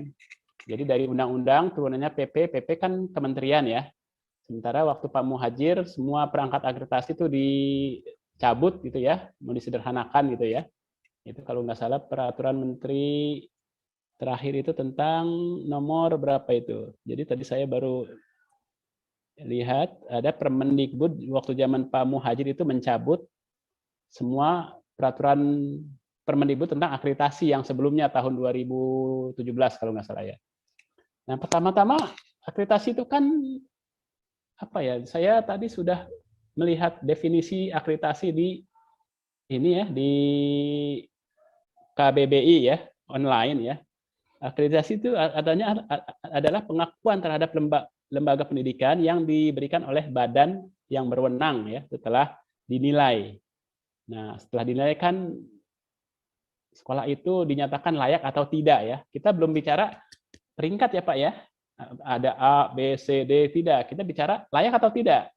Nah, begitu itu layak, kan itu diakui. Tandanya sekolah itu diakui ada di dalam Dapodik, Bapak. Nah, bila ada sekolah itu di Dapodik, artinya kan itu diakui. Diakui legalitasnya kan. Minimal legalitasnya bahwa sekolah itu benar, beroperasi, dan ada. Nah, kalau sudah diakui, otomatis kan sudah diakreditasi. Nah, ini pengertian akreditasi yang umum ya Pak ya, bahwa sekolah itu sudah dinilai, ada, dan sudah masuk Dapodik. Nah, dinas paham sekolah itu ada, beroperasi dengan benar dan baik, gitu ya. Artinya tidak, maaf kalau dulu ada istilah abal-abal ya tidak ada kan. Nah, sekolah abal-abal tidak akan ada, tidak akan masuk Dapodik. Karena dinas mempunyai fungsi pengawasan, kontrol yang jelas. Wah, ini sekolah ini tidak jelas, ya, tidak bisa masuk Dapodik kan gitu ya. Nah, kalau itu makna akreditasi seperti itu penilaian, kan semua sudah ada di Dapodik. Artinya sekolah yang sudah di Dapodik kan sudah diakreditasi. Meskipun sudah 10 tahun atau 15 tahun tidak diakreditasi ulang. Karena memang sekolah dasar itu kan 148.000 lebih. Sementara tenaga asesor kan terbatas ya, hingga menunggu giliran itu sangat lama gitu ya Pak ya. Nah, kalau dia sudah terakreditasi kan sudah cukup bahwa sekolah itu terakreditasi. Meskipun akreditasinya tidak A, tidak B, tapi di bawah B gitu ya. Tapi sudah terakreditasi, artinya sekolah itu sudah ada, sudah tercatat, dan sudah diakui legalitasnya seperti itu. Ya boleh menandatangani ijazah. Kalau dinas ragu, karena ada definisi lain akreditasi, bisa ditanggulangi dengan penugasan oleh kepala dinas untuk menandatangani ijazah. Kalau memang ragu, misalnya ada sekolah yang dulu kalau saya tahun 90-an ya akreditasinya terdengar ya. Terdengar maksudnya sekolah itu benar sih, ada apa enggak sih di pendalaman gitu ya. Bahkan dinasnya sendiri kadang tidak tahu ya. Nah, itu kan dulu. Sekarang kan semua sekolah sudah terdata di Dapodik, sudah benar ya. Ya, data sudah lengkap, jumlah sekolah sudah lengkap. Meskipun jumlah siswa sarana masih ya 98% lah ya lengkap. Kalau jumlah sekolah sudah lengkap, tidak ada satu pun sekolah yang tidak terdata di Dapodik. Kalau makna akreditasi itu bahwa sekolah itu terdaftar, sudah diakui legalitasnya sebagai terakreditasi, yaitu ya boleh menandatangani ijazah saya kira. Tapi kalau ragu dengan definisi lain akreditasi, ya silakan dibuatkan surat tugas kepala dinas untuk menandatangani ijazah, baik kepala sekolah lain atau pejabat struktural. Seperti itu Pak Selvi. Jadi prinsipnya bagi kami, bila sekolah itu sudah masuk Dapodik, berarti sekolah itu sudah terawasi dan terevaluasi, baik oleh kami di dinas, di pusat maupun oleh dinas. Maka sekolah itu sudah secara hukum ada dan bertanggung jawab. Artinya layak untuk layak untuk sebagai sekolah terakreditasi. Seperti itu Pak jawaban kami. Ya, cukup jelas ya Pak. Oke, Pak Mukti, kita kembali ke pertanyaan di YouTube ya Pak. Ini sudah banyak Silakan, yang Bu. mengeluh nih, kok nggak dibacain katanya. Tapi ini Terima kasih Pak Selfie ya. Makasih Pak ya. Oke, Bapak dan Ibu sahabat sekolah dasar yang ada di YouTube, mohon maaf ya, ini sebenarnya kan tadi pertanyaan-pertanyaan yang diajukan itu merupakan bagian dari rangkuman kami dari yang ada di YouTube gitu. Jadi nggak mungkin juga kami menyebutkan satu persatu dari siapanya begitu ya. Seperti tadi pertanyaan kaitannya dengan penulisan tanggal ya, menggunakan 0 atau tidak, itu tadi sudah dijawab ya Bapak dan Ibu, yaitu sesuaikan dengan kalender ya Pak Mukti ya. Kemudian juga itu banyak usulan juga kami sesuaikan kalender ya. Karena ini kan banyak, karena tidak diatur di permen kan, di persesnya tidak diatur. Kebetulan contohnya yang diambil 2 digit ya, bukan 1. Tapi memang kalau saya lihat kartu kakak saya, penulisan tanggal itu 2 digit, kartu kakak ya. Sementara di akta itu kan huruf ya. Kalau huruf kan cuma 1, tidak 07 kan tidak ada. Hanya 7 Januari, 7 Juli kan gitu ya. Memang kalau di kalender memang 1 digit. Nah, untuk hal-hal seperti ini silahkan dikembalikan kepada kebijakan dinas. Kan tadi ada sekresi itu ya, bahwa dinas menentukan tanggal penerbitan ijazah. Kalau dinas mau menentukan bahwa 2 digit ya silahkan saja, supaya tidak menjadi polemik lagi. Karena memang di kartu kakak saya ya, kartu kakak ini Kabupaten Bogor 2 digit. Saya tidak tahu kartu kakak lain di kabupaten lain atau provinsi lain berapa digit. Saya tidak tahu. Jadi Kabupaten Bogor 2 digit gitu ya. Demikian Bu Lani. Itu apa namanya? Itu yang untuk penerbitan Pak. Maksudnya ini untuk yang tanggal akte kelahiran si anak gitu. Jadi kan karena memang ada yang di akte ditulisnya huruf. Gitu. Berarti kan huruf, kalau di ijazah ya, berarti ditulisnya kan berarti sesuaikan dengan ini ya, dengan apa namanya, dengan akte ya, Pak Mukti. Kalau akte tanpa 0, ya kan? Pada tanggal 7 Desember kan ditulis 7 Desember, tidak 07 kan tidak. Nah, itu konsekuensinya. Ya, silakan saja. Oke. Gitu Bapak Ibu ya, jadi dipersilakan saja. Terus kaitannya tadi dengan pulpen, sekali lagi ya, tidak ada rekomendasi merek pulpen apapun nih Bapak dan Ibu, karena ini banyak juga pertanyaan di YouTube kaitannya dengan pulpen ya. Jadi intinya warna hitam dan memang yang awet ya. Jadi dipersilakan kembalikan lagi ke sekolah masing-masing begitu ya. Kemudian ini Pak, bagaimana nih untuk anak kelas 6 yang belum berkesempatan untuk cap 3 jari gitu, tetapi dia ternyata sudah pindah gitu kan ya, dan mungkin sekolahnya bukan kehilangan ya, kesulitan gitu kan, harusnya kan bisa dengan mengkomunikasikan gitu ya dengan keluarga si siswa. Nah, itu gimana ya Pak ya? Jadi anak ini sudah lulus, udah lulus, ijazah belum dapat ya, buru pindah. Iya, gitu kan. Nah, itu ada di persesen ada. Anak itu bisa mengambil ijazah di sekolah satuan pendidikan sebelumnya. Ambil saja, langsung cap jari. Karena kan bisa jadi bahwa anak ini setelah lulus ya, bulan Mei lah ya, akhir Juni ya. Ijazah belum sampai, tapi orang tuanya keburu ditugaskan di tempat lain. Ya misalnya kan kalau TNI atau tugas pajak kan sering berpindah-pindah itu. Anaknya dibawa ya karena sudah berapa bulan direncanakan, pas kepindahan itu setelah lulus tapi ijazah belum dapat, nanti anak itu kembali lagi ke sekolah asal itu mengambil ijazah sekalian cap 3 jari, cap jari ya, bukan 3 jari itu bulan nih. Kalau untuk pindah ke SMP kan cukup dengan surat keterangan lulus tadi itu cukup ya gitu ya. Memang ini yang hal-hal teknis itu sangat, yang mobile sangat banyak gitu ya. Dan saya ini selama Januari sampai Juni itu kan sudah puluhan siswa itu disetarakan. Jadi ada yang pindah dari luar negeri, ada dari ikut bapaknya ya, dari Timur Tengah, ya dari Eropa sebagai diplomat, pulang, pas pulang di sana baru kelas 6 sudah selesai disetarakan. Kemudian belum punya NISN gitu ya. Nah, diurus ya, banyak hal seperti itu banyak Bu Lani. Silakan. Oke. Baik Pak Mukti, ini ada pertanyaan dari masih YouTube ya. Ini dari YouTube dari Ibu Nini Meidila nih Pak. Izin bertanya. dari SMP katanya. Apakah sebenarnya apakah pengisian ijazah SD dan SMP itu berbeda? Karena kan sama-sama pendidikan dasar gitu, Pak. Silakan, Pak. Nah, coba nanti lihat kembali persesjennya ya. Biasanya tidak banyak berbeda ya. Ya, memang ada 1-2 berbeda, tapi umumnya nama anak, nama kabupaten kota itu kan sama ya. Jadi coba lihat persesjen itu contoh-contoh ijazah banyak itu lengkap SD, SMP, SMA, SMK ya, SLB, kesetaraan ya, paket A, paket B, paket C juga ada di situ. Silakan saja itu tinggal dilihat ya. Demikian bulan. Sudah ada contohnya di halaman 100, Pak. Sudah halaman 100 tuh malah Bu Asma tuh ya melihat. Untuk SMP halaman 100 ya dilihat ya. Iya, kalau sebelum 100 berarti SD itu kan. Saya ingat saya sampai 80-an SD itu. Lanjut ya Pak nih, lanjut nih. Aduh, silakan terus, ayo terus. Kita masih banyak waktu. Sekali nih Pak. Ya. Pak, bagaimana untuk peserta didik kita yang memang namanya itu panjang sekali, ternyata di ijazah itu ya hanya apa namanya terbatas begitu kan. Jadi boleh kan ya, maksudnya dipanjangkan sesuai dengan kapasitas di ijazah tersebut begitu Pak. Iya, boleh. Boleh saja, malah bagus. Kalau cukup ya spasi. Kalau nggak cukup ya nama tengah biasanya di inisial K titik gitu ya, pakai titik disingkat. Tapi kalau bisa panjang masih cukup. Ya Pak? Iya. Kalau nggak cukup ya singkat. Yang tengah ya, yang depan, belakang lengkap.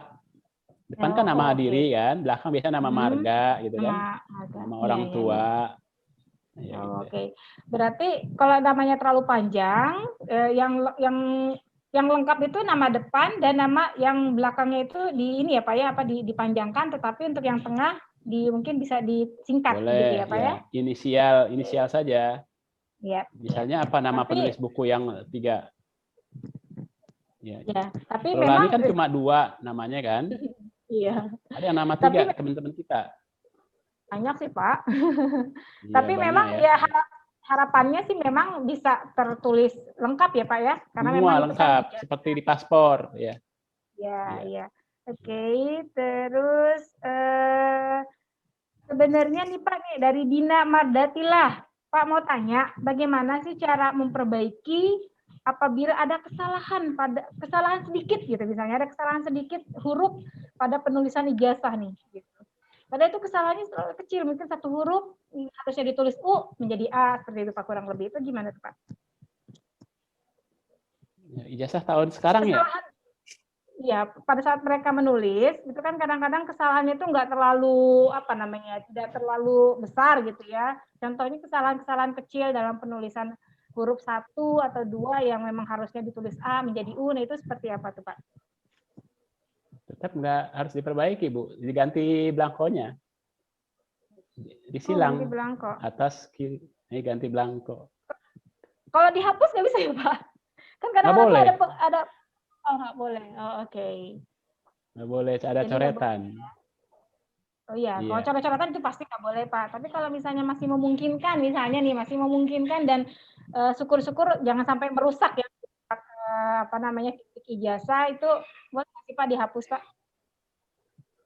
Nggak bisa. Kalau masih memungkinkan, nggak bisa ya. Nanti lecet itu, ya kertasnya rusak.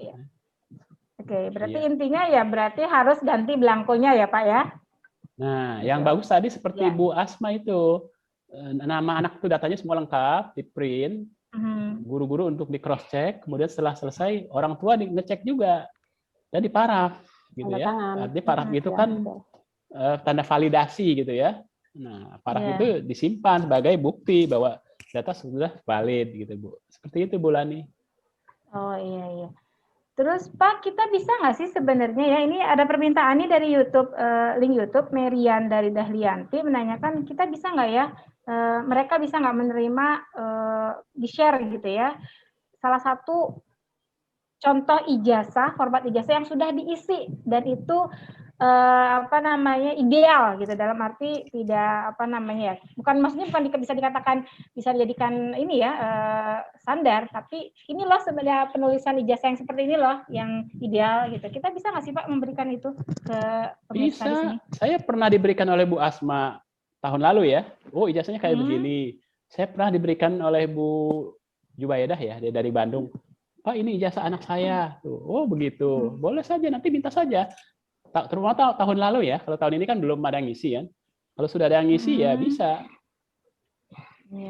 Bisa dengan ya, bisa antar boleh. teman itu. Bu Aspa barangkali mau ngasih Bu. Nah itu yang tahun lalu bisa. Atau Bu Jubaidah dulu yang di Bandung gitu.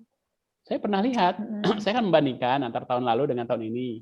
Ada perbedaan penulisan seri kan. Nah, kalau seri kan bukan urusan sekolah. Bukan urusan dinas, itu urusan pencetak. Ya, jadi tidak masalah.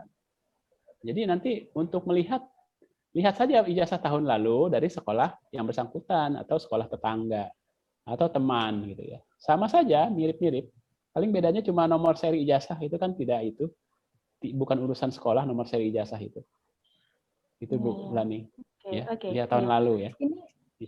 Ini juga ada permintaan nih dari pemirsa YouTube di Bu, terus juga melalui WA. Itu untuk PPT-nya Bu As itu bisa nggak di-share ke mereka? Karena memang ini saya ingatkan kembali ya, itu dari ketiga guru-guru tadi, sahabat sekolah dasar itu sebenarnya untuk menginspirasi saja. Gitu. Jadi diserahkan kembali ke sekolah masing-masing. Karena ini juga ada beberapa pertanyaan, Pak, tentang yang tadi yang disampaikan Pak Ali Sakti, gitu kan. Untuk penulisan ijazah dari Bu Sutia Sofi. Assalamualaikum Pak, untuk penulisan ijazah, bagian nilai kan ada satu kolom. Bagaimana untuk pengisiannya? Tadi saya simak dari Pak Ali Sakti, pengetahuan dan keterampilan dibagi dua, begitukah? Nah ini kan sebenarnya ya kembali lagi ya Pak ya, ke guru masing-masing, gitu ya Pak ya. Iya, betul.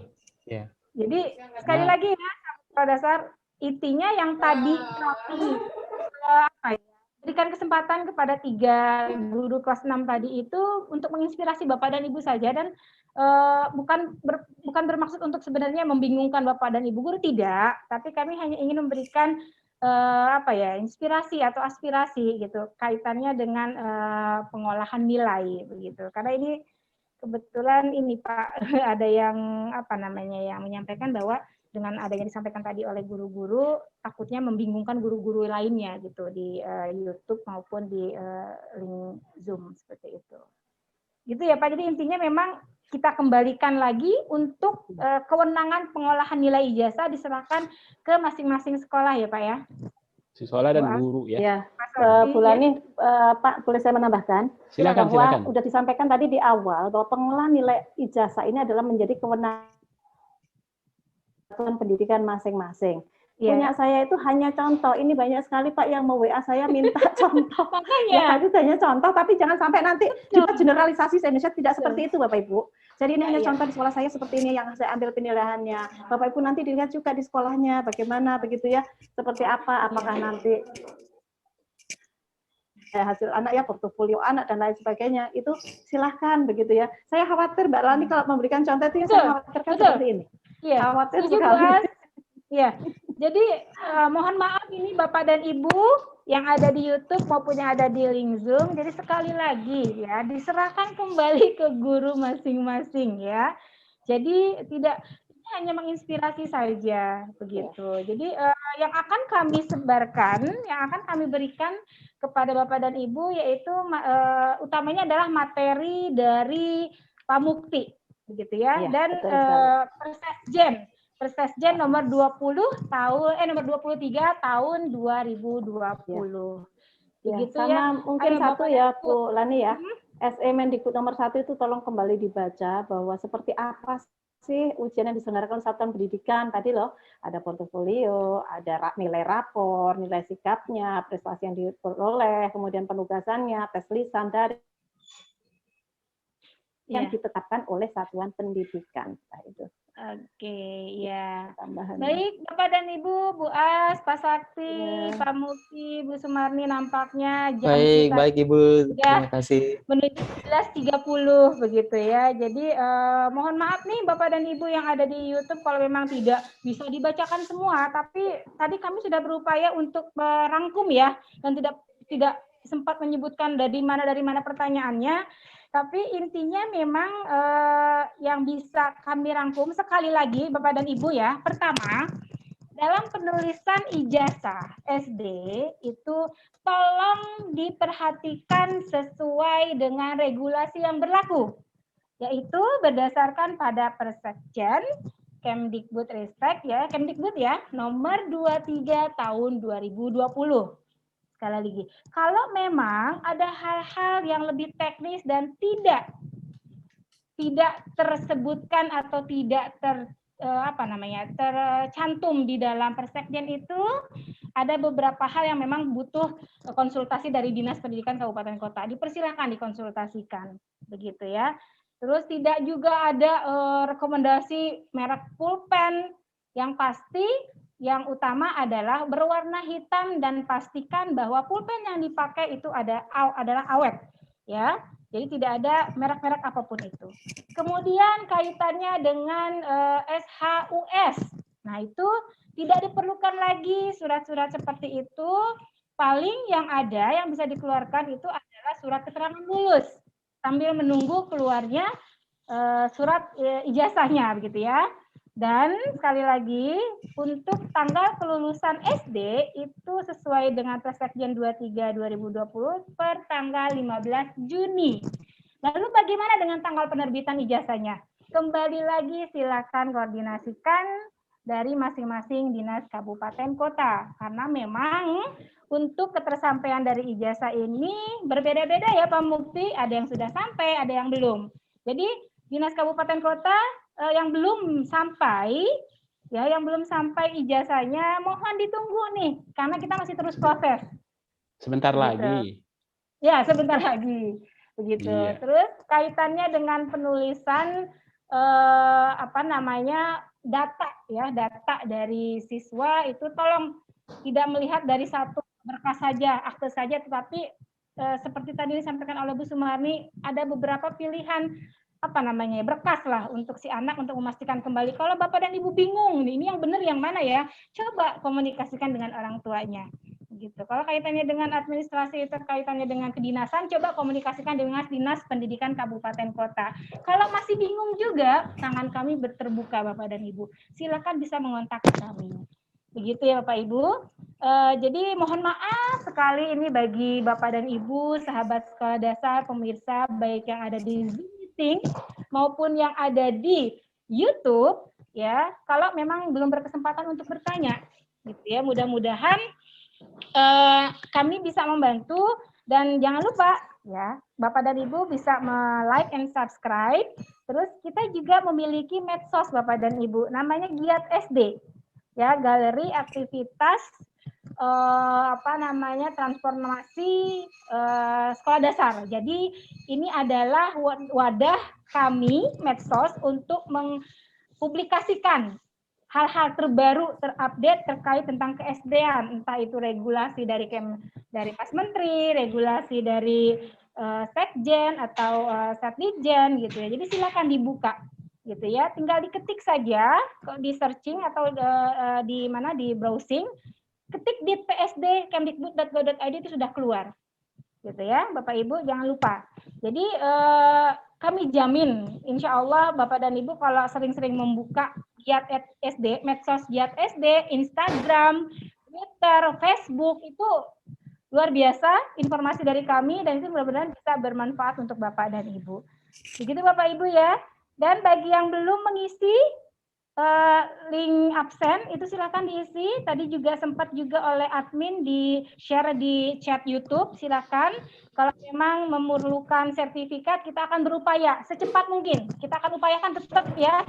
Jadi kami akan membuat sertifikat, tapi mohon maaf sekali tidak dalam waktu dekat, karena ini kurang lebih ada beberapa 20 ribuan nih Pak Mufti di YouTube channel itu yang menyaksikan webinar kita begitu. Jadi karena kami sangat terbatas petugas kami, jadi mohon maaf jika memang ada keterlambatan dalam pengiriman sertifikat dan lain sebagainya. Dan untuk link materi itu juga oleh admin sudah di-share Bapak dan Ibu ya. Gitu kan, sudah di-share link materinya di chat Zoom maupun di chat YouTube. Begitu Bapak Ibu ya. Ini sudah 11.35. Sekali lagi mungkin Bapak dan Ibu, Pak Mufti, Pak Sakti, Pak Bu Marni, dan Bu Asmaul, adakah closing statement yang mau disampaikan? Monggo sebelum kita tutup untuk siang hari ini. Atau sudah cukup saja? Cukup ya. Terima kasih Bu Lani. Terima kasih teman-teman ya dari Bu Asma, Bu Sumarni, dan Pak Ali dari Balikpapan telah membantu. Baik, terima kasih juga Pak Mufti. Terima kasih juga pada teman-teman dari Dinas Pendidikan Kabupaten Kota yang sudah berkenan hadir dan berinteraksi dengan kami. Juga para kepala sekolah dan guru, juga pengawas yang ikut baik di Zoom maupun di YouTube. Kami ucapkan terima kasih. Mohon maaf bila ada salah kata, salah ucapan. Mudah-mudahan pertemuan kita ini bukan pertemuan terakhir ya. Kita akan sering ketemu untuk hal-hal yang sangat baik dan konstruktif untuk peningkatan mutu pendidikan sekolah dasar kita. Amin. Terima kasih dari saya. Assalamualaikum warahmatullahi wabarakatuh. Waalaikumsalam warahmatullahi wabarakatuh. Tapi ada closing statement, Bu Marni, Bu As, silakan. Kalau mau. Sepertinya sudah cukup, Bu Lani. Oke, ya. Bapak dan Ibu, ini sedikit ya, saya coba share screen kaitannya dengan medsos kami nih. Sudah jelas Bapak Ibu kelihatan nggak ya? Terlihat ya? Ya. Jelas, jelas.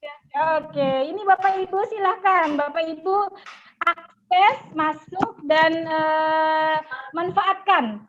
Ya, manfaatkan medsos kami, yaitu Giat SD, informasi, aktivitas, dan transformasi sekolah dasar dengan website ditpsd.kemdikbud.go.id. Itu luar biasa Bapak dan Ibu informasinya, dan kami jamin informasinya sudah sangat up to date. Bapak dan Ibu juga bahkan peserta didik maupun orang tua bisa mengikuti event-event yang kami selalu adakan gitu ya, terkait tentang tema-tema tertentu dari hari besar atau apapun. Kemudian informasi kaitannya tentang regulasi asesmen nasional, kemudian kurikulum. Jadi itu Bapak dan Ibu bisa ambil gitu ya, atau diikuti dengan membrowsing Giat SD di psd.kemdikbud.go.id. Begitu Bapak Ibu ya. Bu Lani, satu lagi Bu. Saya akhiri, saya stop dulu. Ya Pak.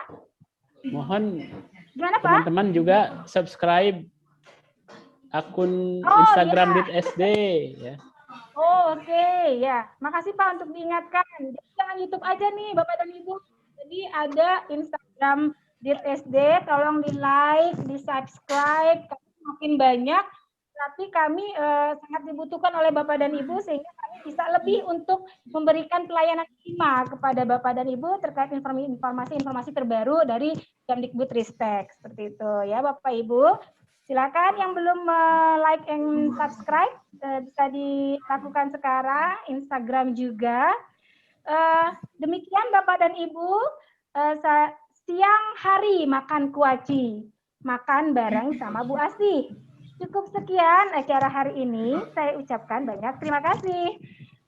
Demikian yang bisa saya sampaikan Bapak dan Ibu, saya Lani beserta keempat narasumber kita pada siang hari ini, dan kru medsos dari Direktorat Sekolah Dasar yang tidak bisa saya sebutkan satu-satu, ya dari Mas Wahyu, Mbak Laila, Mbak Nasti, Mas Rahmat, dan teman-teman semua yang mendukung acara ini. Terima kasih banyak.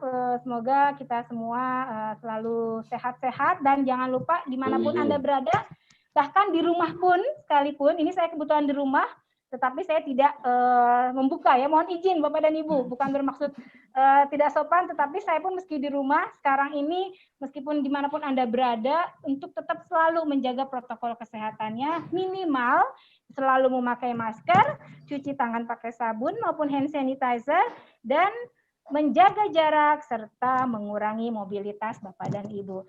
Sehat selalu semuanya, insya Allah kita ketemu di lain kesempatan. Sekali lagi, syukron jazakumullah.